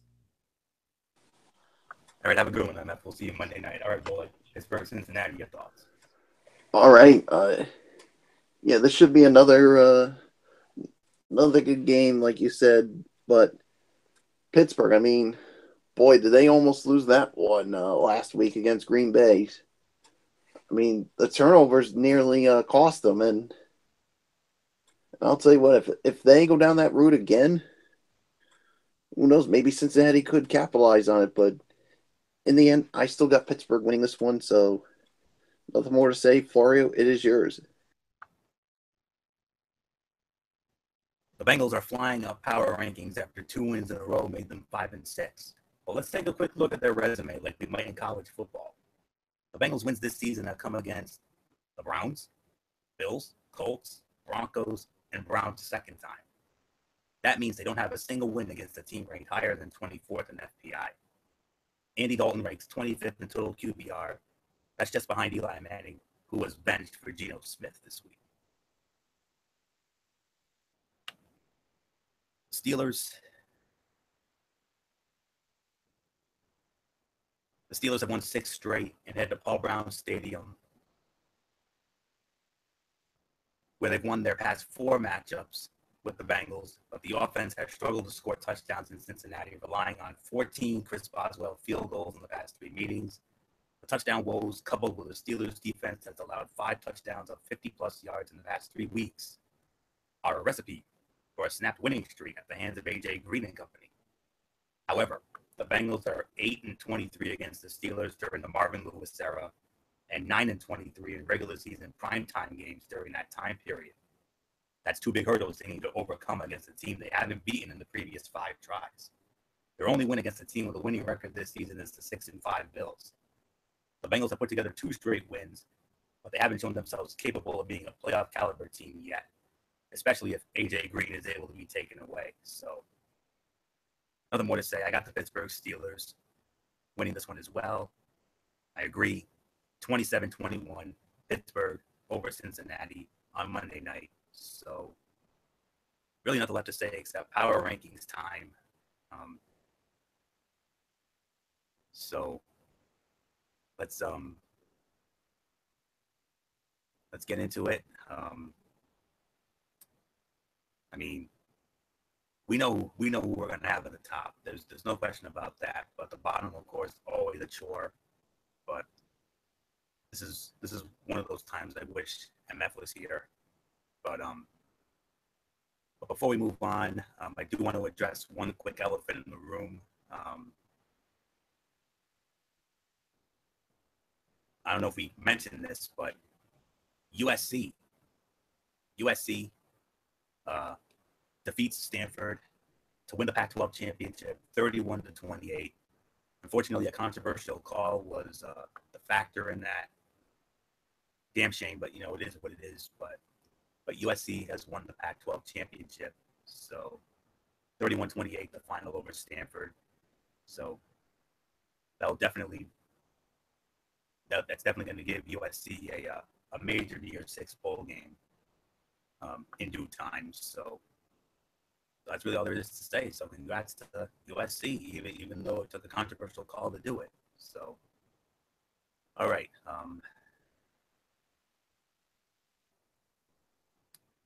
My number 10, it's an easy number 10, no question about it.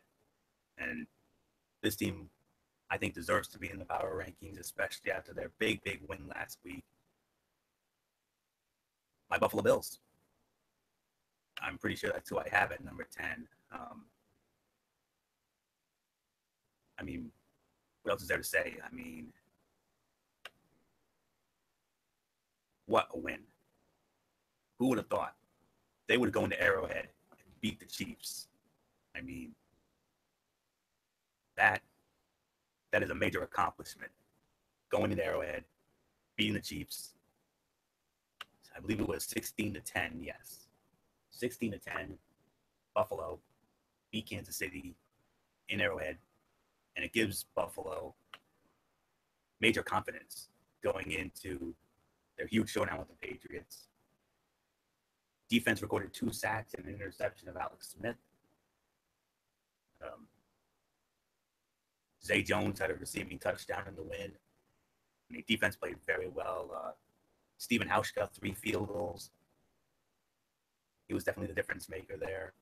Lorenzo Alexander, Cedric Thornton with the sacks, and Tre'Davious White with a 63-yard interception return. So, as huge can be for the Buffalo Bills to win in Arrowhead. And because of that, my boys most certainly deserve to be back in the power rankings for the first time in a few weeks. So, easy number 10. It's the Buffalo Bills. By the bullet, how do you not agree with that?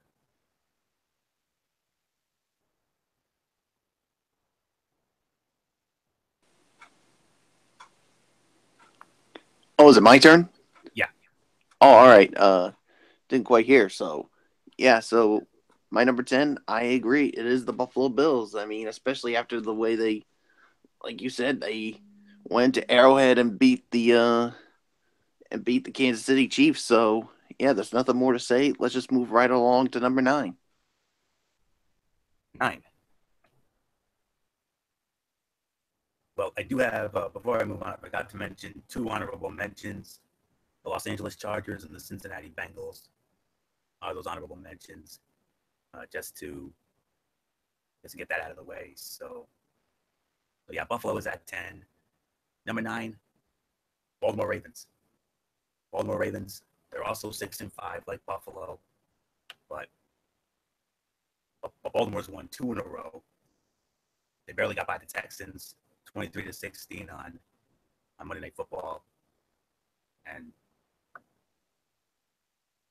a big one against the Lions this week. Huge game for both of those teams.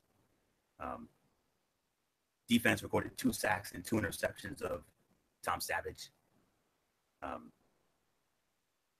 Alex Collins and Javarius Allen with rushing touchdowns in the win. Flacco was average and mediocre at best, but it was the defense that carried him. Terrell Suggs with 2 sacks, Anthony Levine Sr. and Tony Jefferson with the picks. And, Ravens are coming back. They've won 2 in a row. Big one against the Lions this week. So we shall see what happens there. So, the Baltimore Ravens are number 9. So what do you say to that? Bullet? I say I agree with the same thing you just said. The Baltimore Ravens, they're my number 9 as well. So let's just move right along to number 8. And who do I have at number 8? I do have one dud. That was the Detroit Lions. That bad loss to Minnesota on Thanksgiving. So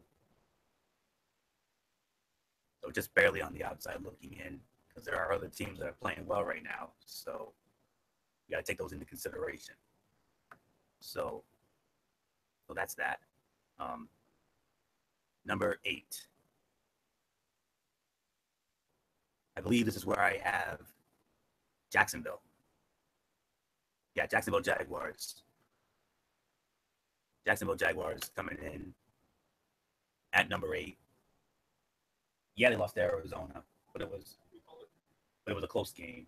They only lost by 3, but the record's still good, 7-4.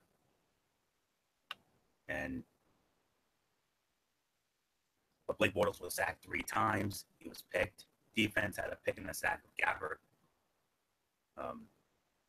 Bortles with 2 rushing touchdowns. Bortles played his best, but it was just not enough to get it done. And tough loss for Jacksonville.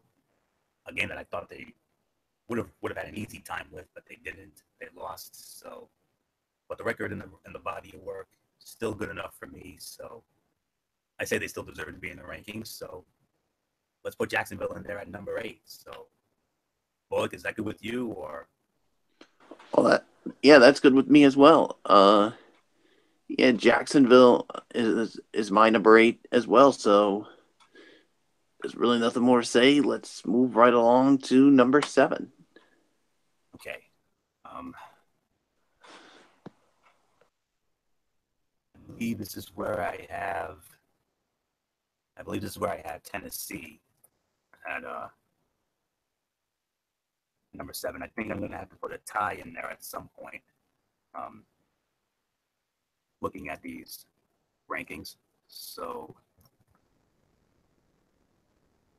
teams, those are easy, no question about it. Those are easy to solve. So, yeah, my top four, maybe even top 5 are no-brainers. But these other ones are going to be a bit of a chore. But definitely going to have to do a tie at some point. I just got to figure out where I have to do it.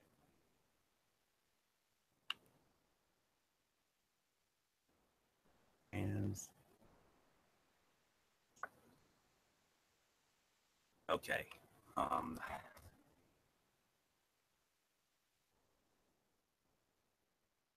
see. Make sure we have this all good to go.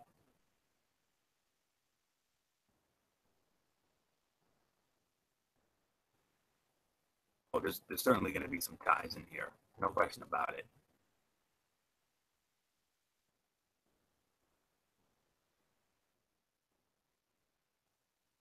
I probably should have had one at 8. I probably should have had Tennessee with Jacksonville at 8, based on this.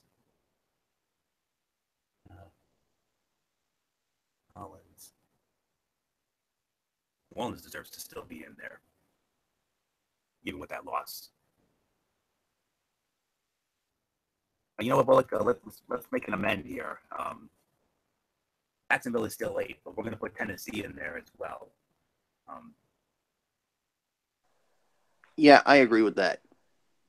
Yeah, I think that's correct. Because we're going to have, I think we're going to have at least 2, maybe 3 ties in here because of the way certain teams have been playing. And I think Tennessee deserves to be in there. Yeah, Tennessee beating Indianapolis 7-4. Yeah, let's put them in at number 8 with Tennessee. They should have had an easy time with the Colts, but they just barely got by them. But they still won. That's all that matters. So they're right there with Jacksonville in the South. And defense played very well, and they deserve to be in the rankings. 8 sacks for the defense on Jacoby Brissett. Despite nothing from the running game. DeMarco Murray with a rushing touchdown, but he only had 9 yards. Delaney Walker receiving touchdown. 8 sacks for the defense, though. That was the difference. 2 for DaQuan Jones. 1.5 for Brian Orakpo. And Eric Walden, Wesley Woodyard, Derek Morgan, Avery Williamson with 1 apiece, and Jayon Brown with half. It was the defense that saved Tennessee in that win over Indy. So I had them at 7, but I'm moving them down because they should have had an easier time with Indy. So that's all I can say on that. So move on to number 7. And my number 7, I think it should be a standalone number 7. The Atlanta Falcons. The Atlanta Falcons up to number 7, winners of 3 in a row. Finally looking like that Super Bowl team of a year ago. They won 3 in a row, 7-4. They're right there with New Orleans and Carolina in the South. 34-20 over Tampa. That's how you get it done against an inferior opponent. I mean, they found their groove again on the offensive side. Matt Ryan, 317 yards. 1 sack for the defense on Fitzpatrick. Tevin Coleman had 2 rushing touchdowns, 97 yards. Julio Jones, have yourself a day, dude. 12 catches, 253 yards, and 2 touchdowns in the win. Amazing. And Takkarist McKinley had the sack. So, but this was more about the offense than the defense. Played very well. So, Atlanta Falcons number 7. Bullock, what do you say to that?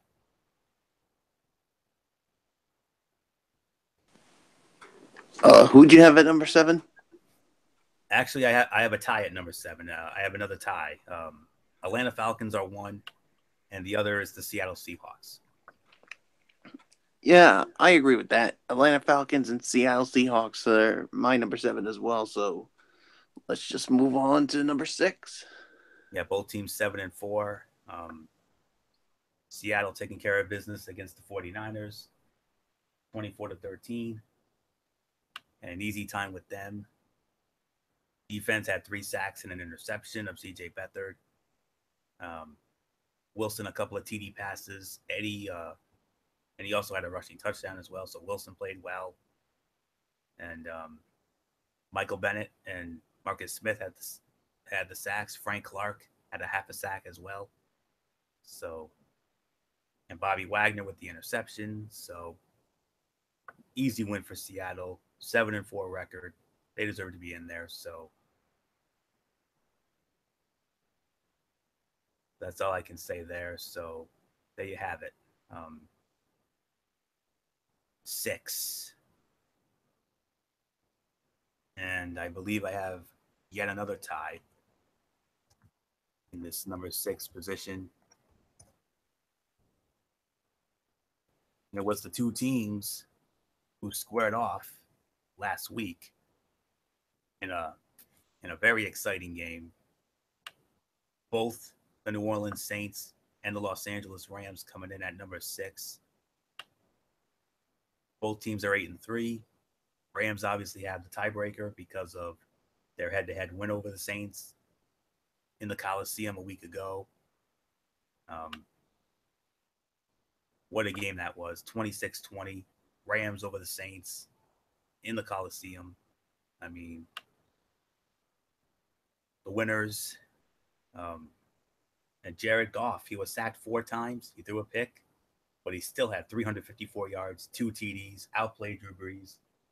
Defense recorded 3 sacks of Drew Brees. Jared Goff just continuing to impress. 354 yards, had a couple of TD passes. Cooper Kupp, 116 yards receiving. Sammy Watkins, Josh Reynolds receiving touchdowns. For the Saints, Drew Brees, 246 yards in a TD. He was sacked 3 times. Alvin Kamara continuing to impress, 87 yards and a touchdown. Mark Ingram, though, held in check, just 31 yards. That's all for him. Zurleen with 4 field goals in the win. Saints played well with a few sacks. Cameron Jordan had 2. Craig Robertson had 1. P.J. Williams had an interception. For the Rams, Robert Quinn and Aaron Donald with Samson Ebukam had the sacks of Drew Brees, and just an all-around very exciting game. Both teams played well, but the Rams were just the better team. So Los Angeles Rams, New Orleans Saints, code number 6s. So Bullock, what do you think of that? Yes, New Orleans Saints, LA Rams, they're my number 6. So let's head on to the top 5. And these are standalones. I'll tell you that right now. They're standalones. This is where it gets easier. No question about it. So there's no ifs, ands, or buts about this one. So there will be one small change, a couple of switch spots because of the body of work, but I have no doubts about this whatsoever. So, number 5, Carolina Panthers. Carolina Panthers are number 5, winners of 4 in a row, 8-3 overall, tied for first with New Orleans in the South, and that makes that game on Sunday even more important for both teams. Carolina beat the Jets 35-27. That makes it 4 in a row. And had a tough time with the Jets, but they found a way to get it done. Cam Newton did not have his best game. He was sacked 3 times, but the defense had 3 sacks of Josh McCown. It was pretty much special teams. Luke Kuechly had a fumble return touchdown. Kalen Clay had a punt return touchdown. And Jonathan Stewart with a rushing touchdown. And so did Cam Newton. Funches over 100 yards receiving. Gano, perfect on the kicking game. Julius Peppers, Mario Addison with sacks. Wes Horton as well. But it was the special teams that really did it. Kuechly, like I said, had a fumble return touchdown, and ugly win, but Carolina got it 35-27, 4 in a row, 8-3 overall, easy number 5. So what do you say to that, Bullock? Carolina, number 5. Absolutely. Carolina Panthers, they're my number 5 as well. So let's move on to number 4. This is a switch between 3 and 4. Well, it's because of the body of work and the whole 9 yards. But my number 4, I got to knock them down just a little bit, even though they won. But it should have been a little bit more decisively. My number 4 is the Pittsburgh Steelers. They've won 6 in a row. They're 9-2 overall. They're head and shoulders above the rest in the North. Yeah, they won, but it took a last-second win against. It took a buzzer-beating, time-expiring field goal for Pittsburgh to beat Green Bay last Sunday night. They should have had an easier time considering it was Brett Hundley. But Roethlisberger, 351 yards, 4 TDs. He threw 2 picks. He was sacked once, but the defense though had 4 sacks of Brett Hundley, so that's good. Le'Veon Bell 95 yards rushing. Antonio Brown continuing to impress. 169 yards, 2 touchdowns in the win. Martavis Bryant had one as well, along with Xavier Grimble. Boswell with the field goal to win it, 53 yards as time expired. Like I said, it should have been an easier time considering it was Brett Hundley. But Cameron Hayward with 2 sacks, and LT Walton and TJ Watt had the others. And but boy howdy, was this a fun game though. I mean, it was a 5-star classic, Shakespearean drama. We still ended up getting the game we thought we were going to get with Aaron Rodgers at the helm for Green Bay. But I'll give credit to Brett Hundley. You know, he played his heart out, but Pittsburgh got the win. Should have been a little more decisive in my opinion. So I got to put Pittsburgh at number 4. So with that, Bullock, let's get your number 4. I think I know where you're going. Yeah, I gotta go with Pittsburgh as well. I mean, like you said, even though it was they got the win, it should have been a little bit more convincing since it was against Brett Hundley and the Green Bay Packers. So, yeah, there's nothing more to say. Let's go to number 3. Minnesota Vikings. Minnesota Vikings, number 3. Up 2 spots from 5. Winners of 7 in a row. 9-2 overall. Proverbial stranglehold over the NFC North. They took care of business. They beat them. They stole one in Detroit on Thanksgiving, 30-23. Case Keenum continuing to impress. 282 yards, 2 TDs, even though he was sacked twice. But the defense responded with 3 sacks and an interception of Matthew Stafford. Latavius Murray, a rushing touchdown, 84 yards. Thielen, 89 yards receiving, but it was Kyle Rudolph, had both receiving touchdowns in the win, and 2 sacks for Everson Griffin. Xavier Rhodes with a 21-yard interception return. Danielle Hunter had a sack as well. I mean, big win for Minnesota. They're in prime position now, but they have a very tough game against the Falcons this week, so major power ranking implications in that one. So nothing more to say. Minnesota Vikings 3. Bullock?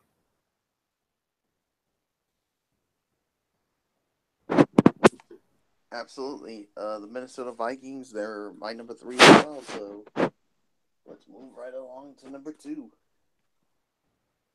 And Bullock, I think you're going to like what you're about to hear. Number 2, it's your team. Your reigning and defending Super Bowl champion New England Patriots. They've won 7 in a row. They've won 7 in a row as well. They're 9-2 overall.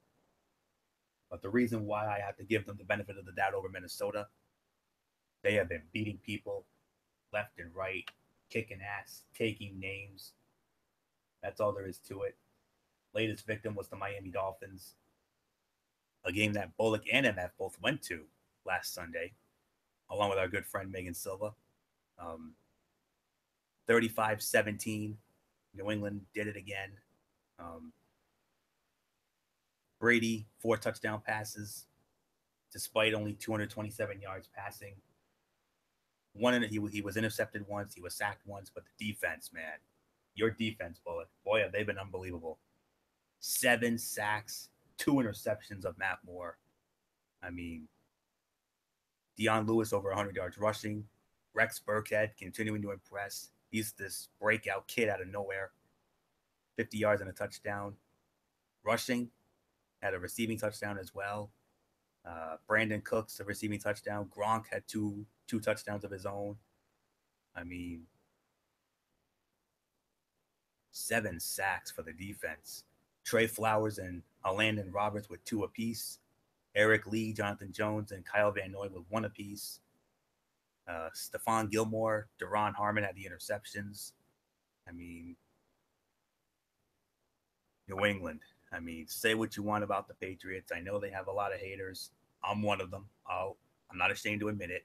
But damn it to hell, you just cannot help but be impressed by this team's body of work. I mean, 7 in a row. And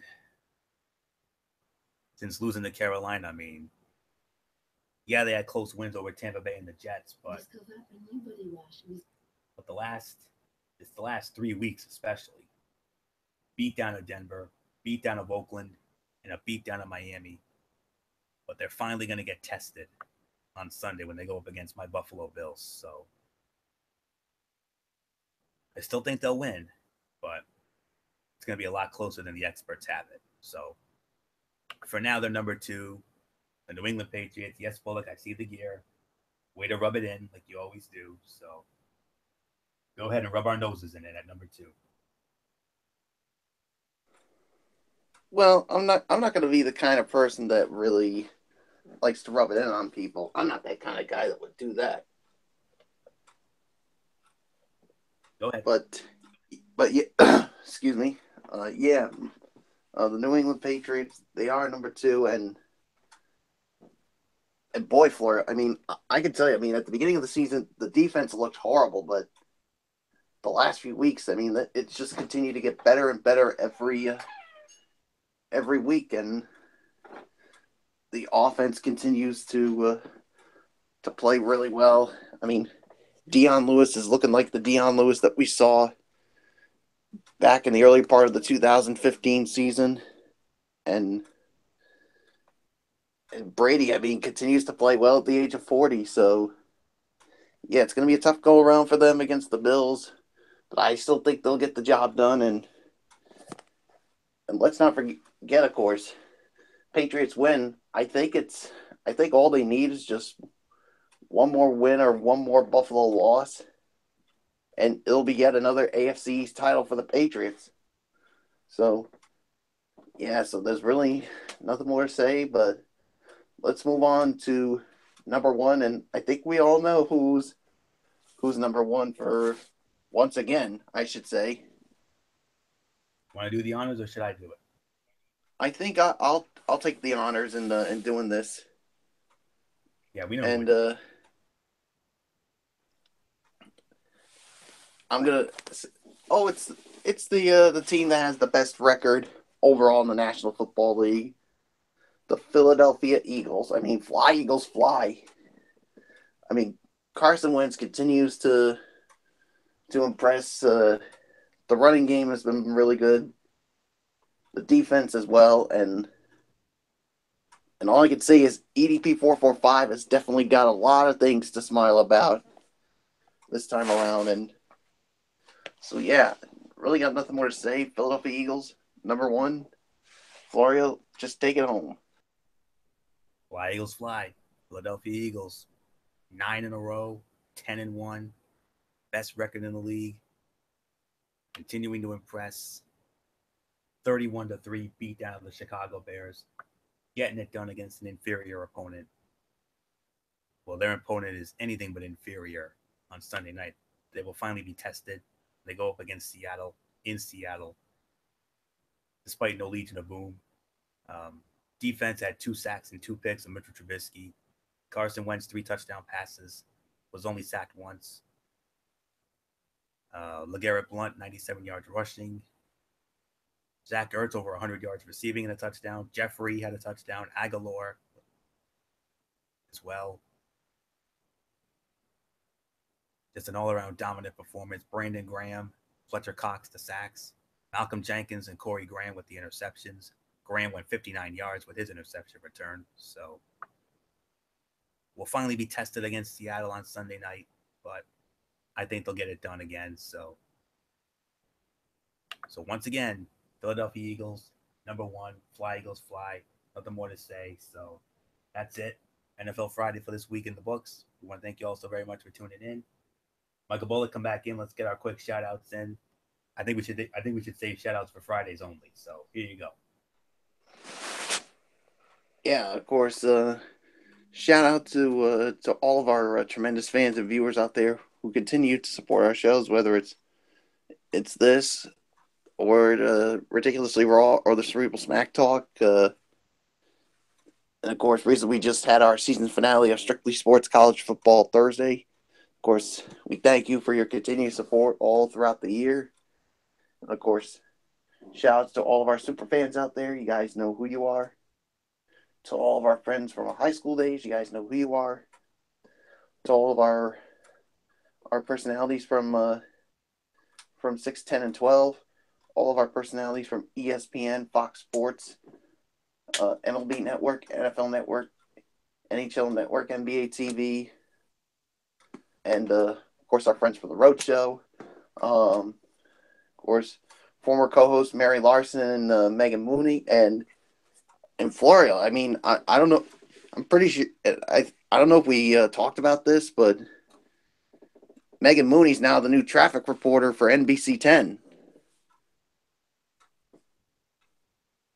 I'm not quite sure if you knew about that, but so yeah, I mean, I did see some of her videos, so and Yep, looks like she's done. I do know. Yep, I mentioned it last week.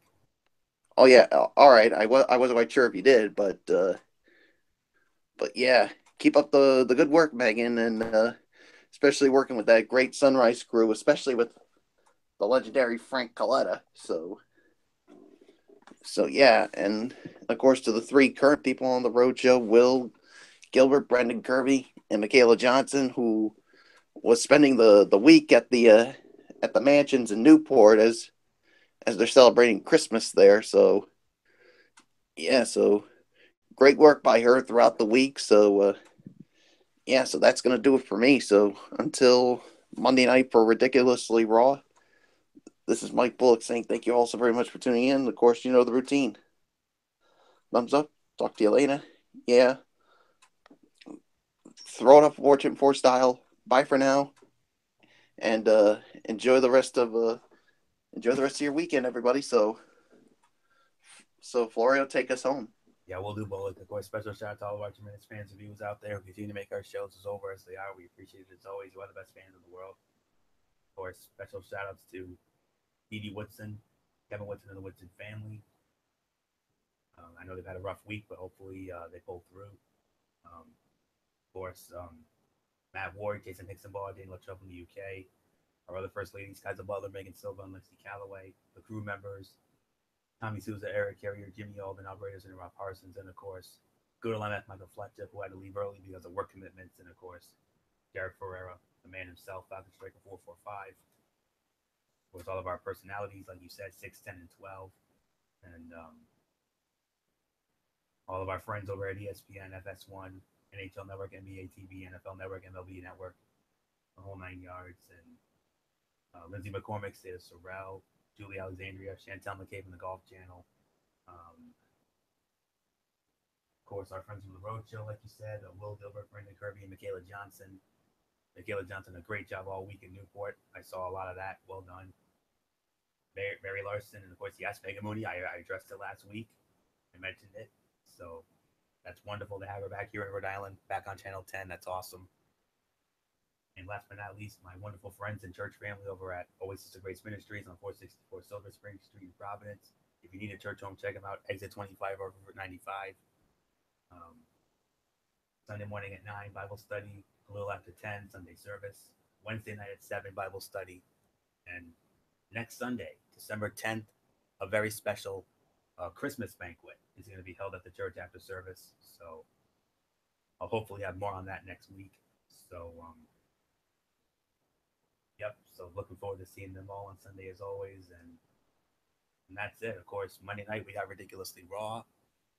The Bar against Rollins and Ambrose one more time for the Raw Tag Team Championship from the Staples Center in Los Angeles. We'll go over that. We'll also have 205 Live and Impact Wrestling, part of my Tony's Take, and then Tuesday night, Cerebral Smack Talk with MF over on his channel, Brace 95. Review of SmackDown Live, maybe a Mikey's Mindset, we'll see. And then back here next Friday for NFL Friday, so because college football is done. So that's it. So until Monday night for Ridiculously Raw, it's Anthony Florio here for Michael Bullock and in spirit. Good old MF Michael Fletcher, Dee Woodson, Derek Ferreira. You know the routine, everybody. Thumbs up. Talk to you later. Yeah, throw it up Fortune 4 style. Bye for now, my friends. God bless. Be good to each other. Have a blessed weekend. Enjoy all of the college football championship games and the NFL action on Sunday. And until Monday Night for Ridiculously Raw, you've been watching Strictly Sports NFL Friday right here on the Tone 25 and YouTube.com. For everybody who's been a part of this one, for now, Anthony Florio. So long.